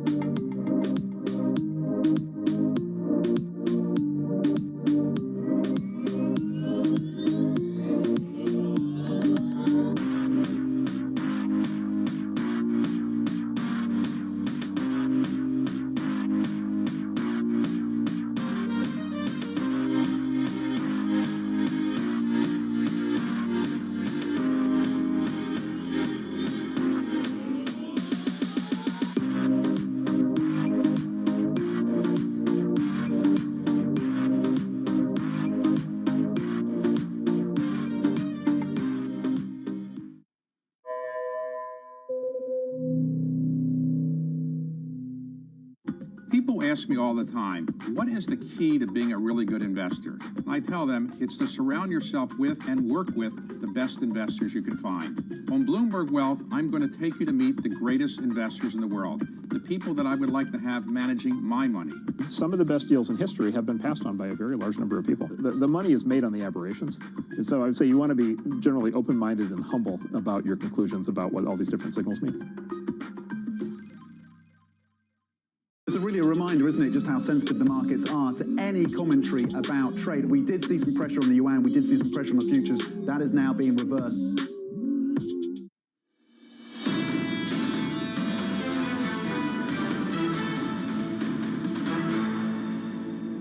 We view it as it's a technological transformation. So there's a fundamental technological breakthrough that has actually happened, and it's an area of computer science called distributed consensus. So it's the ability for a lot of basically people and software on the internet to be able to form trust relationships in an untrusted environment. Money is one application of being able to have distributed consensus, but it's only one of those applications. There are many other applications, many other things that people are going to be able to do with this technology, and many of the smartest people in computer science are going into this field, and they're pushing it forward at a really rapid rate. So to us, it looks like it's just the 8th or 9th fundamental architecture change, breakthrough, technological transformation happening in the tech industry, and we take it very seriously because of that. That was Andreessen Horowitz co-founder and general partner Mark Andreessen. And to hear more of his insights, you can watch Bloomberg Wealth with David Rubenstein tonight at 9 p.m. in New York. Well, Tom Keene, co-anchor of Bloomberg Surveillance, joins us now. That begins at 6 a.m. in New York. And Tom, it's about 74 and a half hours until Jobs Day, I think? Yeah, it is. We're going to start it on 3 days. We've got quiet markets today, but Kayleigh, we're really getting set up for this incredibly important, some say 1 million job formation report on Friday, Wednesday claims, and then claims on Thursday. Wednesday, we've got ADP, that first look, and then on to jobs. The chart's real simple. This is the only chart that matters. That's according to Lisa Abramowitz. This is labor participation. And then I've taken it down, Kayleigh, to the core audience, 25 to 54 in America. And we're just not back to where we were before the pandemic. You know, I always look at Whisper Go, Tom, on the terminal to see what people are expecting for non-farm payrolls. But it's also interesting to see that clients expect the 10-year yield to still be at 1.20 by year end. And we're seeing real yields at like -120 right now. Are you getting any kind of consensus as to why yields are this low? No, it's not so much why yields are low. I would say, Matt, what we're focused on is what are yields going to do, and there is no consensus. This was a major theme yesterday. Farrow demanded that we do this theme, the idea of just the absolute mystery of not only where yields are through August, but Matt, how do they get to the end of the year, and what will that statistic be? So much still unknown. Tom Keene, co-anchor of Bloomberg Surveillance, thank you so much. Now let's take a look at what else we're watching today. And Matt Miller, you are watching masks. Yeah, San Francisco has now reinstated mask orders indoors regardless of your vaccination status. And this seems to be, coming back, possibly even for here in New York. I know you point out that Mayor de Blasio hasn't said that he's going to move in that direction, but it could be that the private market does it for him, that companies start to see, oh, even our vaccinated employees continue to get sick. Now we're going to start reinstating mask orders indoors. I think a lot of, as you pointed out earlier, Kayleigh, Apple has already done it. Alphabet has already done it. They're demanding that people get vaccinations, but it seems like masks. I was on the Metro North yesterday up to Bronxville to look for a house, and I had to wear a mask the whole time. He just had to get that in there, Danny. In case anyone knows of one. Is Matt looking for somewhere? Do you have a place for me, dear viewer? Come on, guys, you got to send Matt some recommendations because we need him not needing to wear a mask at home with it off. I think that second order effects are interesting. Makeup sales for L'Oreal did really well. Maybe people will stop buying it if their faces are covered yet again. Anyway, I'm watching Gary Gensler from the SEC giving a talk on crypto at the Aspen Institute today, the Aspen Security Forum. He used to teach a class at MIT on blockchain and money. The Bloomberg Big Take today is on this. Recommend anyone read it. A good fun fact is that Goldman Sachs wealth advisors once boasted that they looked at 29 hours of his class and parsed through it. So this one will be parsed through too, Kayleigh. 29 hours. That is a lot of 29 hours. All right, well, I'm watching Alibaba earnings. They should be crossing around 7 a.m. Eastern time. Obviously, a major Chinese company and a big bellwether for Chinese stocks in general. And of course, this will be particularly interesting given the accelerating regulatory crackdown from Beijing that is affecting so many Chinese companies, has affected Alibaba. Remember, in the first quarter, it reported its first loss in 9 years because of that anti-monopoly inquiry. So it'll be interesting to see how those results shake out in just about an hour or so's time. More Bloomberg surveillance is still ahead. Stay with us. This is Bloomberg.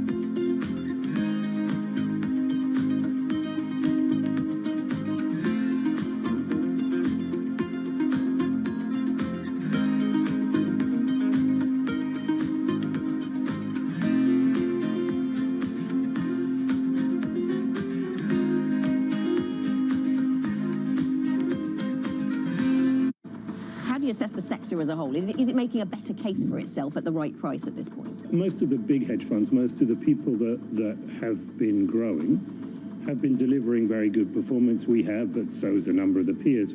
You know, it is definitely the hedge fund business is getting more about the large getting larger and generating more performance, being able to hire the best people, thereby generating better performance, thereby getting larger. So when you look at the performance of the largest, say, 20 or 50 hedge funds, the performance has been pretty good over a number of years, and the inflows have been pretty good. You know, this is another quarter of positive inflows for us. I think one of the bits you're seeing at the moment is every client is worried about inflation. When they say they're worried about inflation, what they really mean is, I own a load of bonds, is that going to cause me a problem?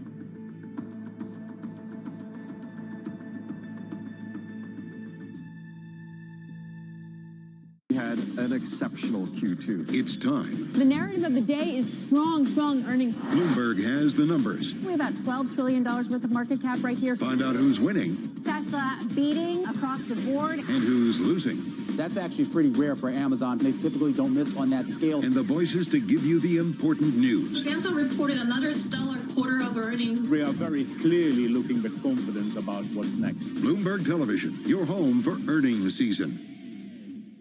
How are you navigating what seems to be a really tough situation better than almost anyone else? We've worked hard on the supply chain. There's no question there's a lot of work to do in the supply chain for semiconductors. And we're happy that we were able to exceed our second quarter guidance as well as, guide up for the rest of the year.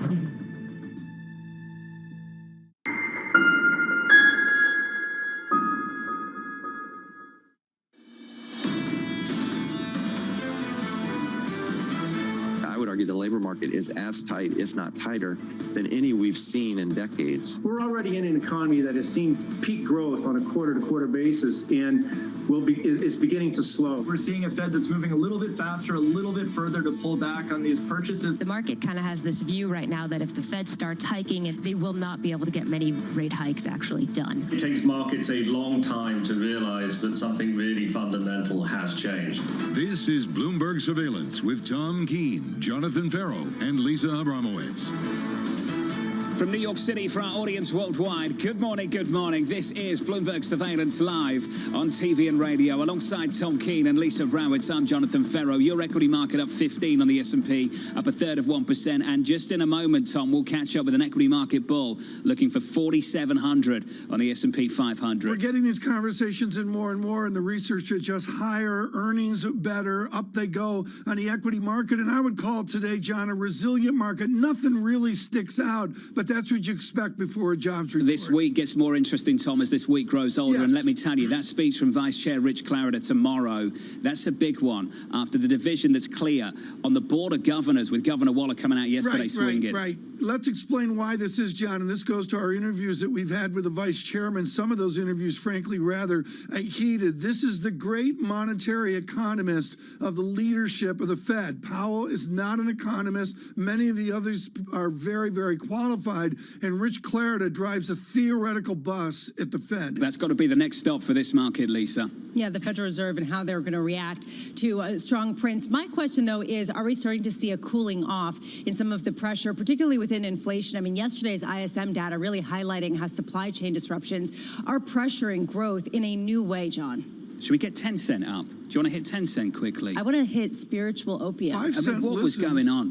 What was going on about that? There was an editorial, Lisa, that they pulled the link online to the editorial. This was the close over in Hong Kong, down 6%. Yeah. Well, spiritual opium and electronic drugs.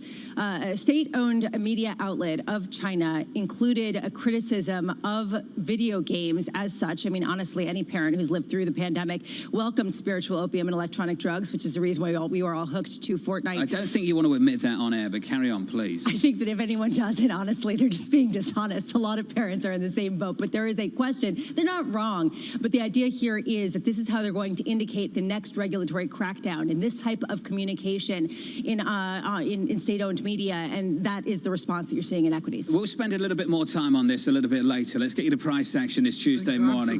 Good morning. Then the S&P 500 futures up 15, advancing 1/3% into the bond market. Yields higher by a couple of basis points to 119.54. In foreign exchange, Tom, euro dollar 118.83. We're positive on that currency pair at 1/10%. Yeah, I mean, the markets again today are stasis, John, and that's normal into ADP and particularly into claims on Thursday. I'm just looking, John, at resilient equity markets and a dollar that, what's the dollar supposed to do? Strengthen? No, but it's resilient. It is really not weakened. As yields are higher by 2 basis points on a session, Lisa, your 10-year 119.54. All right, there's a lot of big data this week. However, there is some that's coming out today, and really the theme of the day, in my opinion, is a continuation of what we have been seeing: supply chain disruptions, how much that is going to crimp growth on an ongoing basis. 10 a.m. we get U.S. June factory orders and durable goods orders. Yes, the demand is there. Are the supplies there? We are not seeing it in the same kind of way. How much are prices increasing? How much are factories competing for both the goods and the labor to get those goods in their doors? Then throughout the day, this is the other aspect of the story. We're going to be getting U.S. July awards, total vehicle sales sort of trickling out. And here we're going to see also supply chain disruptions and, frankly, auto chip shortages, which we heard from BMW overnight. These are all things that are adding to an outlook that is highly uncertain for automakers, even though you have incredible demand and incredibly high prices for cars. Anyone who's tried to go buy one, anyone who can drive, can actually go and see how expensive some of these cars have gotten. And then 3:45 p.m., President Biden is planning to speak on COVID-19, the progress of vaccination in the United States. Right now, the surge in Delta is getting increasingly concerning. In Florida in particular, just to sort of pinpoint one example, which accounts for 20% of all the diagnosed new COVID cases over the past week in the United States. Hospitals are seeing constraints. They're seeing labor shortages. They're seeing nursing issues because their crowds are just overwhelming. This is what people are looking for to determine what the next steps are and how critical this is going to get, John. Lisa, thank you. Let's turn to the price action. An equity market bull looking for 4,700 on the S&P 500, raising his price target from 43 in the past 24 hours. And I'm pleased to say that John Stolfus of Oppenheimer Asset Management, the chief investment strategist, joins us right now. John, help us out. How do we get to 4,700 and why the upgrade? Well, I think, Jonathan, first, thanks for having me on the show. Tom, great to be here. Lisa, great to be here as well. Just to let you know, when we look at it, it's that resilience of equities that we're seeing, the fact that we've got earnings momentum here, that even as the dramatic comparisons begin to ebb in the third and fourth quarter, will still show that companies are maneuvering very uncertain times. a lot of it done by, of course, use of implementation of technology and the innovation that comes with that. John, how far out can you go when you look now at a guesstimate forward for equities? Can you go out 6 months with confidence? Can you go out 1 year with confidence? Can I get you out 2 or 3 years and Standard & Poor's 5,000? Tom, I won't do 2 or 3 years out, but I can do 12 to 18 months. We feel pretty comfortable with the momentum of a $20+ trillion economy in the U.S. The resilience that has been the result of the Fed rescue program, and probably an overabundance of fiscal stimulus, tells us that we've got a further upside here. Lisa, that 18-month statement by Mr. Stolfus, I think, is a huge deal. There's very few people with that courage. Yeah, the idea here going forward, it's going to be very difficult to have visibility. And John, one of the aspects of that visibility is supply chain issues, which we keep seeing in reports from companies, in particular the auto companies that we're going to see throughout the day. Have you factored this in? How do you factor this in? What's the time frame for when we stop talking about this? Well, I think, Lisa, we have to take this in context. And the big problem is when you're coming out of a major crisis, you get these periods of uncertainty, but you have to take a look at and you see how things have been done recently. Just think back where we were a year ago, or in March or April of last year. Everybody was projecting very negatively because things were so uncertain. I go back to 2009, and as an early bull in 2009, what played out was the fact we looked and saw what the Fed was doing. We looked at corporations that responded positively to it, the strength of the consumer. All that gives you confidence in looking forward that we are likely to be headed towards an economic recovery that turns into sustainable economic growth in the U.S. at a modest enough pace so that interest rates don't rise so much to overthrow the equity market. Give it a jolt. There's always pullbacks, and mini corrections, maybe even a correction ahead. But the overall story is resilience. Tom said it. It's that resilience, and it's a factor that is backed by fundamental structures in the global economy, not just the U.S., but particularly in the U.S. That sounds like a bedtime story for the equity market bulls, all right, John. That'll help them sleep nicely. Let me talk to you about something that's keeping some people awake at night, and that's the Delta variant. This is what Morgan Stanley had to say over the weekend. In the UK, a reasonable template for the US. Hospitalizations remained low as cases spiked. The economy reopened anyway, and ultimately cases have started receding, suggesting overstated downside risks from COVID-19. Do you think, in the words of Morgan Stanley, that is a reasonable template for the US, John? I think it likely is, though. We've got to say, when you if you'd asked me what the biggest risks are here, we would say number one is the variant, and the fact that we still don't have enough people vaccinated in the U.S. with a second shot. In addition to that, the second thing would really be overstimulation by politicians in Washington that could bring about longer lasting inflation, though we don't think the type of inflation that we saw in the late 70s or early 80s, which both Tom and I experienced, by the way.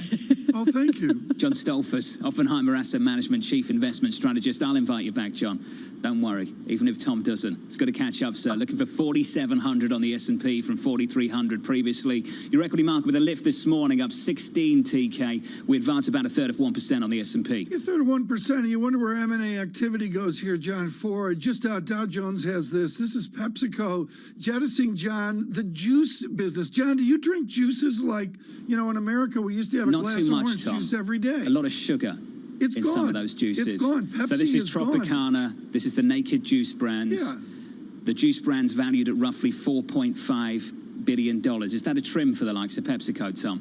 Yeah, I think it is. That's a nice way of putting it. To PA partners with their heritage with Paribas of France, and it's European private equity. But John, this is important for the surveillance team. I mean, there was a period, John, in the 70s where you had to choose every morning Tropicana or tank. Yeah, this sounds really personal. This sounds really personal. Can I talk about something a little bit more personal to the Federal Reserve and Chairman Powell maybe? And that was Governor Waller yesterday on CNBC saying the following. I think you could be ready to do an announcement by September. That depends on what the next 2 jobs reports do. If they come in as strong as the last one, then I think you have made the progress you need. Lisa, that really advances this story that maybe Payrolls Friday, this coming Friday, is a little bit more important than it might be for the likes of Governor Brainerd. Well, and that seems to be what Chair Powell was indicating as well during the press conference. The question just is, in my mind, and you've repeated this again and again, John, which is, what is the market response? If we get a very strong jobs number, is that positive or is that negative for bonds, given the fact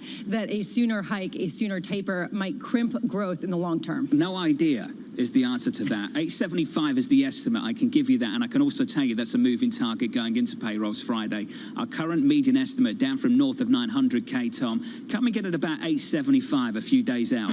Yeah, after what we saw May 7th on the April report, John, I don't look at any of these surveys with any kind of belief. What's the standard error, John, after what we went through May 7th? Well, let's talk about the range. It's anywhere from in and around 350 to well north of 1 million. We're going to cover it. That's what I know. Deep into the unknown, and that's what I know too, Tom. Full coverage coming up this Friday on Bloomberg TV and radio. Equities up 16 points, up a third of 1%. This is a tang We show. both know you don't start your day with orange juice. In the bond market, yields higher by a basis point or two, 119.38. From New York City, Tom Keene, Lisa Abramowitz, I'm Jonathan Ferro. This is Bloomberg.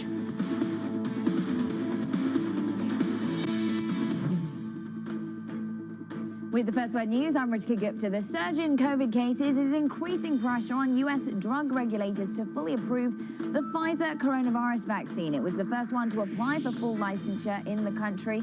Approval could help the Biden administration ramp back up its immunization drive and reassure vaccine holdouts that the shots are indeed safe.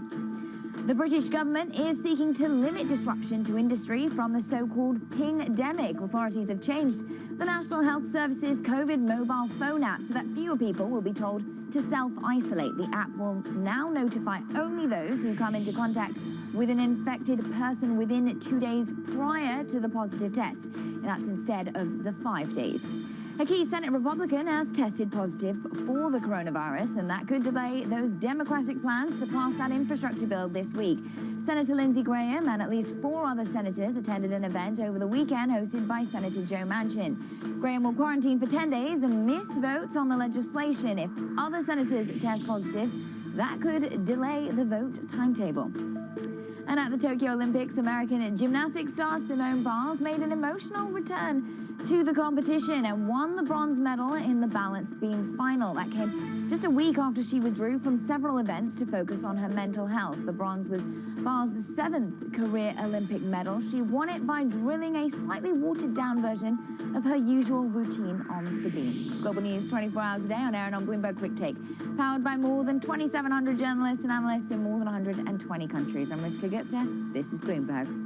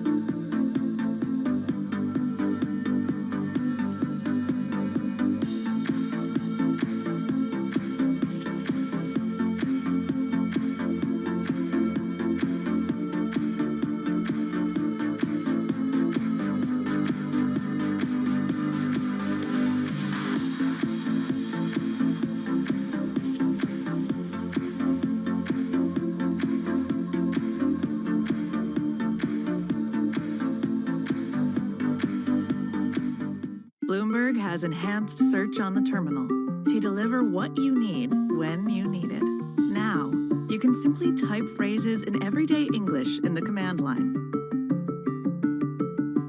Compare financials. Find people. Analyze markets. You can enter phrases or ask questions. What do you want to know today? Ask a question or visit SearchGo to find answers now. We can come together to help less developed, fragile, vulnerable countries with adaptation and resilience, and we can do what we developed world need to do to reduce the damage being done by our practices of the way we produce energy. But how likely is it that we keep that 1.5 degrees within reach? Well, look, the Paris Agreement said well below 2 degrees. That's what everybody signed on to. What is well below? It's certainly not 1.9 or 1.8. It's somewhere close to the 1.5 degrees. And so I think it's very important to do it because every decimal point of rise in temperature, it is remarkably compounded in the damage that it does.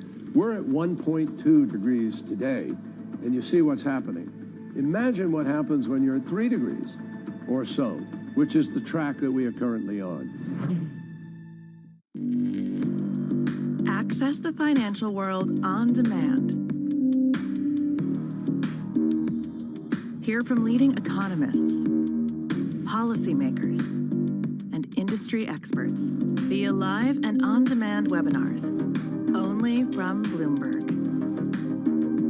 Start exploring to see what's moving the markets.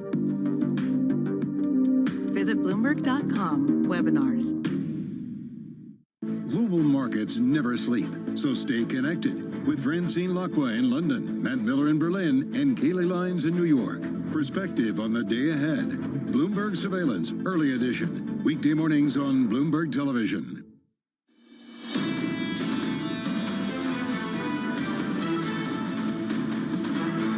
What we've learned in the intervening months is that demand is indeed very strong, but there have been some pretty severe supply side constraints. People are not flocking back into the labor force in the numbers that we had hoped, for the reasons that everyone suggested: health concerns, childcare issues, and the supplemental unemployment benefits. Stephen Stanley, Amherst Pierpont, chief economist, looking for the first rate hike at the Fed in June of next year.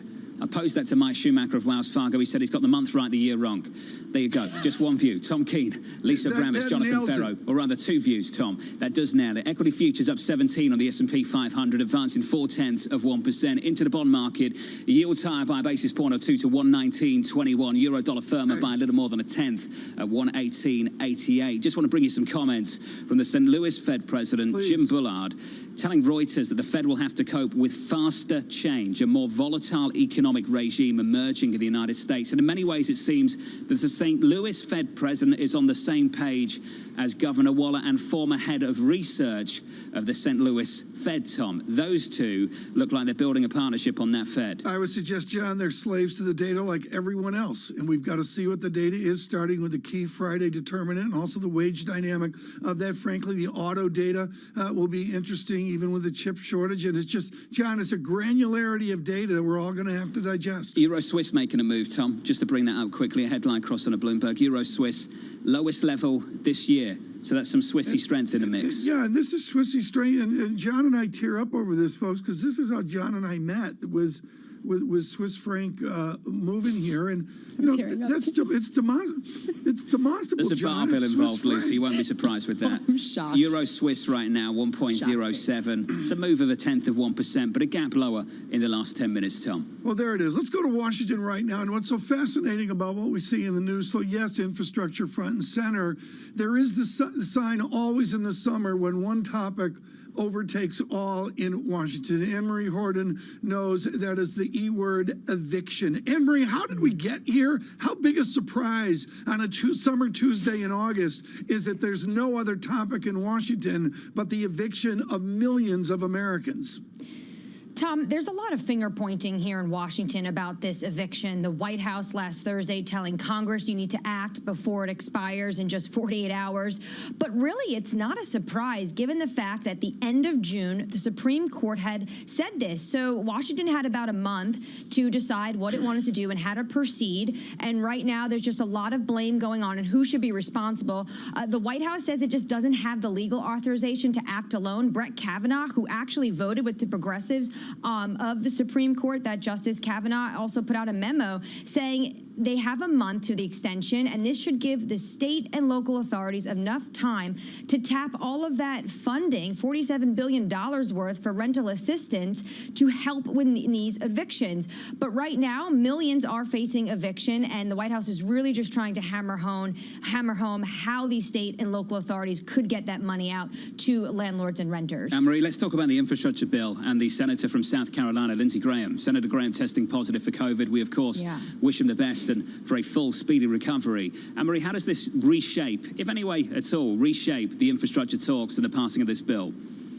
Before the logistics, John, we also should note that the good news is that Senator Lindsey Graham also said on Twitter that without the vaccine, he is sure that his symptoms would be far worse. So he does feel like he is dealing with some minor symptoms. He was on the weekend gathering with other senators on Senator Joe Manchin's houseboat. So there is this cloud of worry that potentially there could be others that test positive. And unlike the House, the Senate does not have a proxy vote. So if he's in quarantine, he wouldn't be able to vote for the upcoming legislation if it was to hit the floor. That's potentially one key issue. Also, the fact that he was part of that bipartisan group, a very loud voice trying to push this through and also getting other Republicans on board. So there's a lot of interesting facets at play when it comes to this, because without his vote, potentially it could go through, but will other Republicans join in? And also, what does it mean for other breakthrough cases on the Hill? Anne-Marie, what happens if they do not pass it before the August recess? Well, what happens is potentially two things. They go home and just deal with it when they come back, Lisa, or what Senator Chuck Schumer has said potentially is that they work through August recess. There, in essence, is no vacation, and they will work to get this infrastructure bill through. I'm just digesting. In essence, there is no vacation. I thought you were in shock, Tom, because I just saw reports coming from London that Harry Kane was absent for training again. Oh, dear. Yeah, well, I've been looking at that as well. Day. I mean, there's a lot going on here that we're distracted by. But Anne-Marie, I look at the infrastructure bill and all here. What does the end of your week look like? I can't get a clue on the actual zeitgeist of the end of the week in August. It's very difficult to see what the end of the week will look like, because every day there are these wild cards. For instance, yesterday, Senator Lindsey Graham getting COVID. The fact that you now also have this eviction moratorium obviously taking a lot of the space of the discussions that are happening in Washington. You have Treasury Secretary Janet Yellen will be speaking to House Democrats today about the eviction moratorium. All of while they are trying to get infrastructure through. They want amendments on the floor. Senator Chuck Schumer wants a vote by the end of the week. We'll have to wait and see if he's going to get it. Anne-Marie, good to catch up. Anne-Marie Horden, our Washington correspondent down in Washington, D.C. Are you read in now, Tom? Yeah, what's happening in North London? I'm read in. There's like so much going on here. I mean, like hearing. Come on, John. How can he abrogate his contract? It's what Lisa does every morning. Threatens to sit out the show to force a change of shows. Tom wants to get to a different program. Maybe around lunchtime. Hates the early starts. Okay, John. Full disclosure: I was not read in on 10 Cent and the opium of games. Lisa and I have been going back and forth. And, John, it's the pendulum of Parcheesi. These kids have got to get off their games and get back to real board games. Okay. In the summer, you waste an entire day playing Parcheesi. Lisa, the floor is yours. I've spent so many hours playing Parcheesi that I'm cross-eyed. Can you let me know what Parcheesi is? Because I have no idea what it is. It's a board game. You try to get your pieces into the home base, and you've got 4 or 5 pieces depending on who you play with. And this is what the boys play? They did, and then the pandemic hit, and we outsource parenting while you try to work to video games, which is an opium or drug or whatever the Chinese official media. They're not wrong. We just try not to talk about it too loud. John, regulatory fears in China, though. The fact that got pulled so quickly, in the online edition. Anyway, Lisa, speaks to maybe the reporters there going a little bit too far. That's what I've heard from the team here at Bloomberg this morning. I wonder how coherent their effort is, how much they understand what the ramifications of their words, I'm talking about Chinese regulators, will be on markets, how sort of calculated this is, because it feels a bit haphazard, if you will. I'll catch up with Wei Li of BlackRock, and Wei Li's pointing out that she doesn't think this stops anytime soon, but she thinks the effort will fluctuate over time,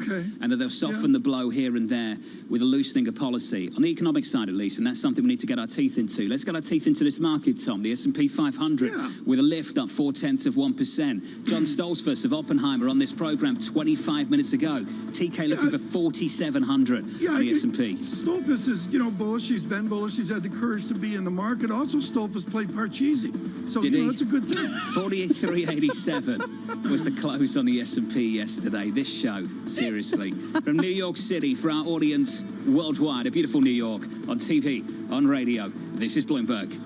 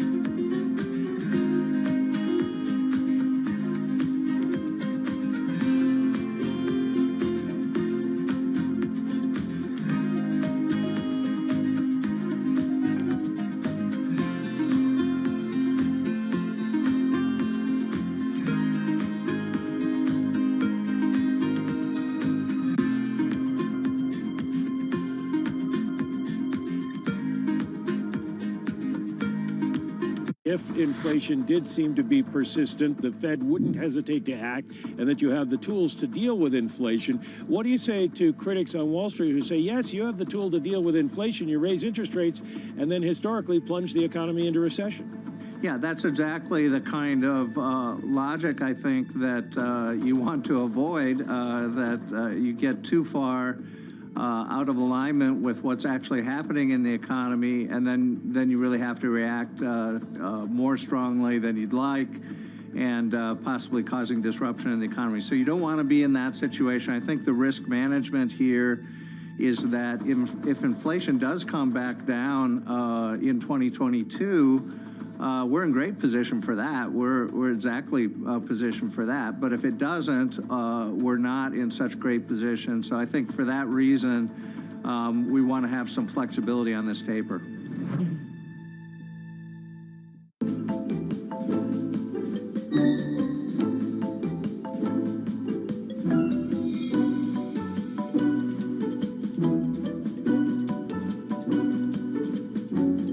I assume you have a lot of people saying the food isn't as healthy as they might want it to be. Is that the biggest challenge, or just growing the company? Ray Kroc had a famous line, if you're not green and growing, you're red and rotten.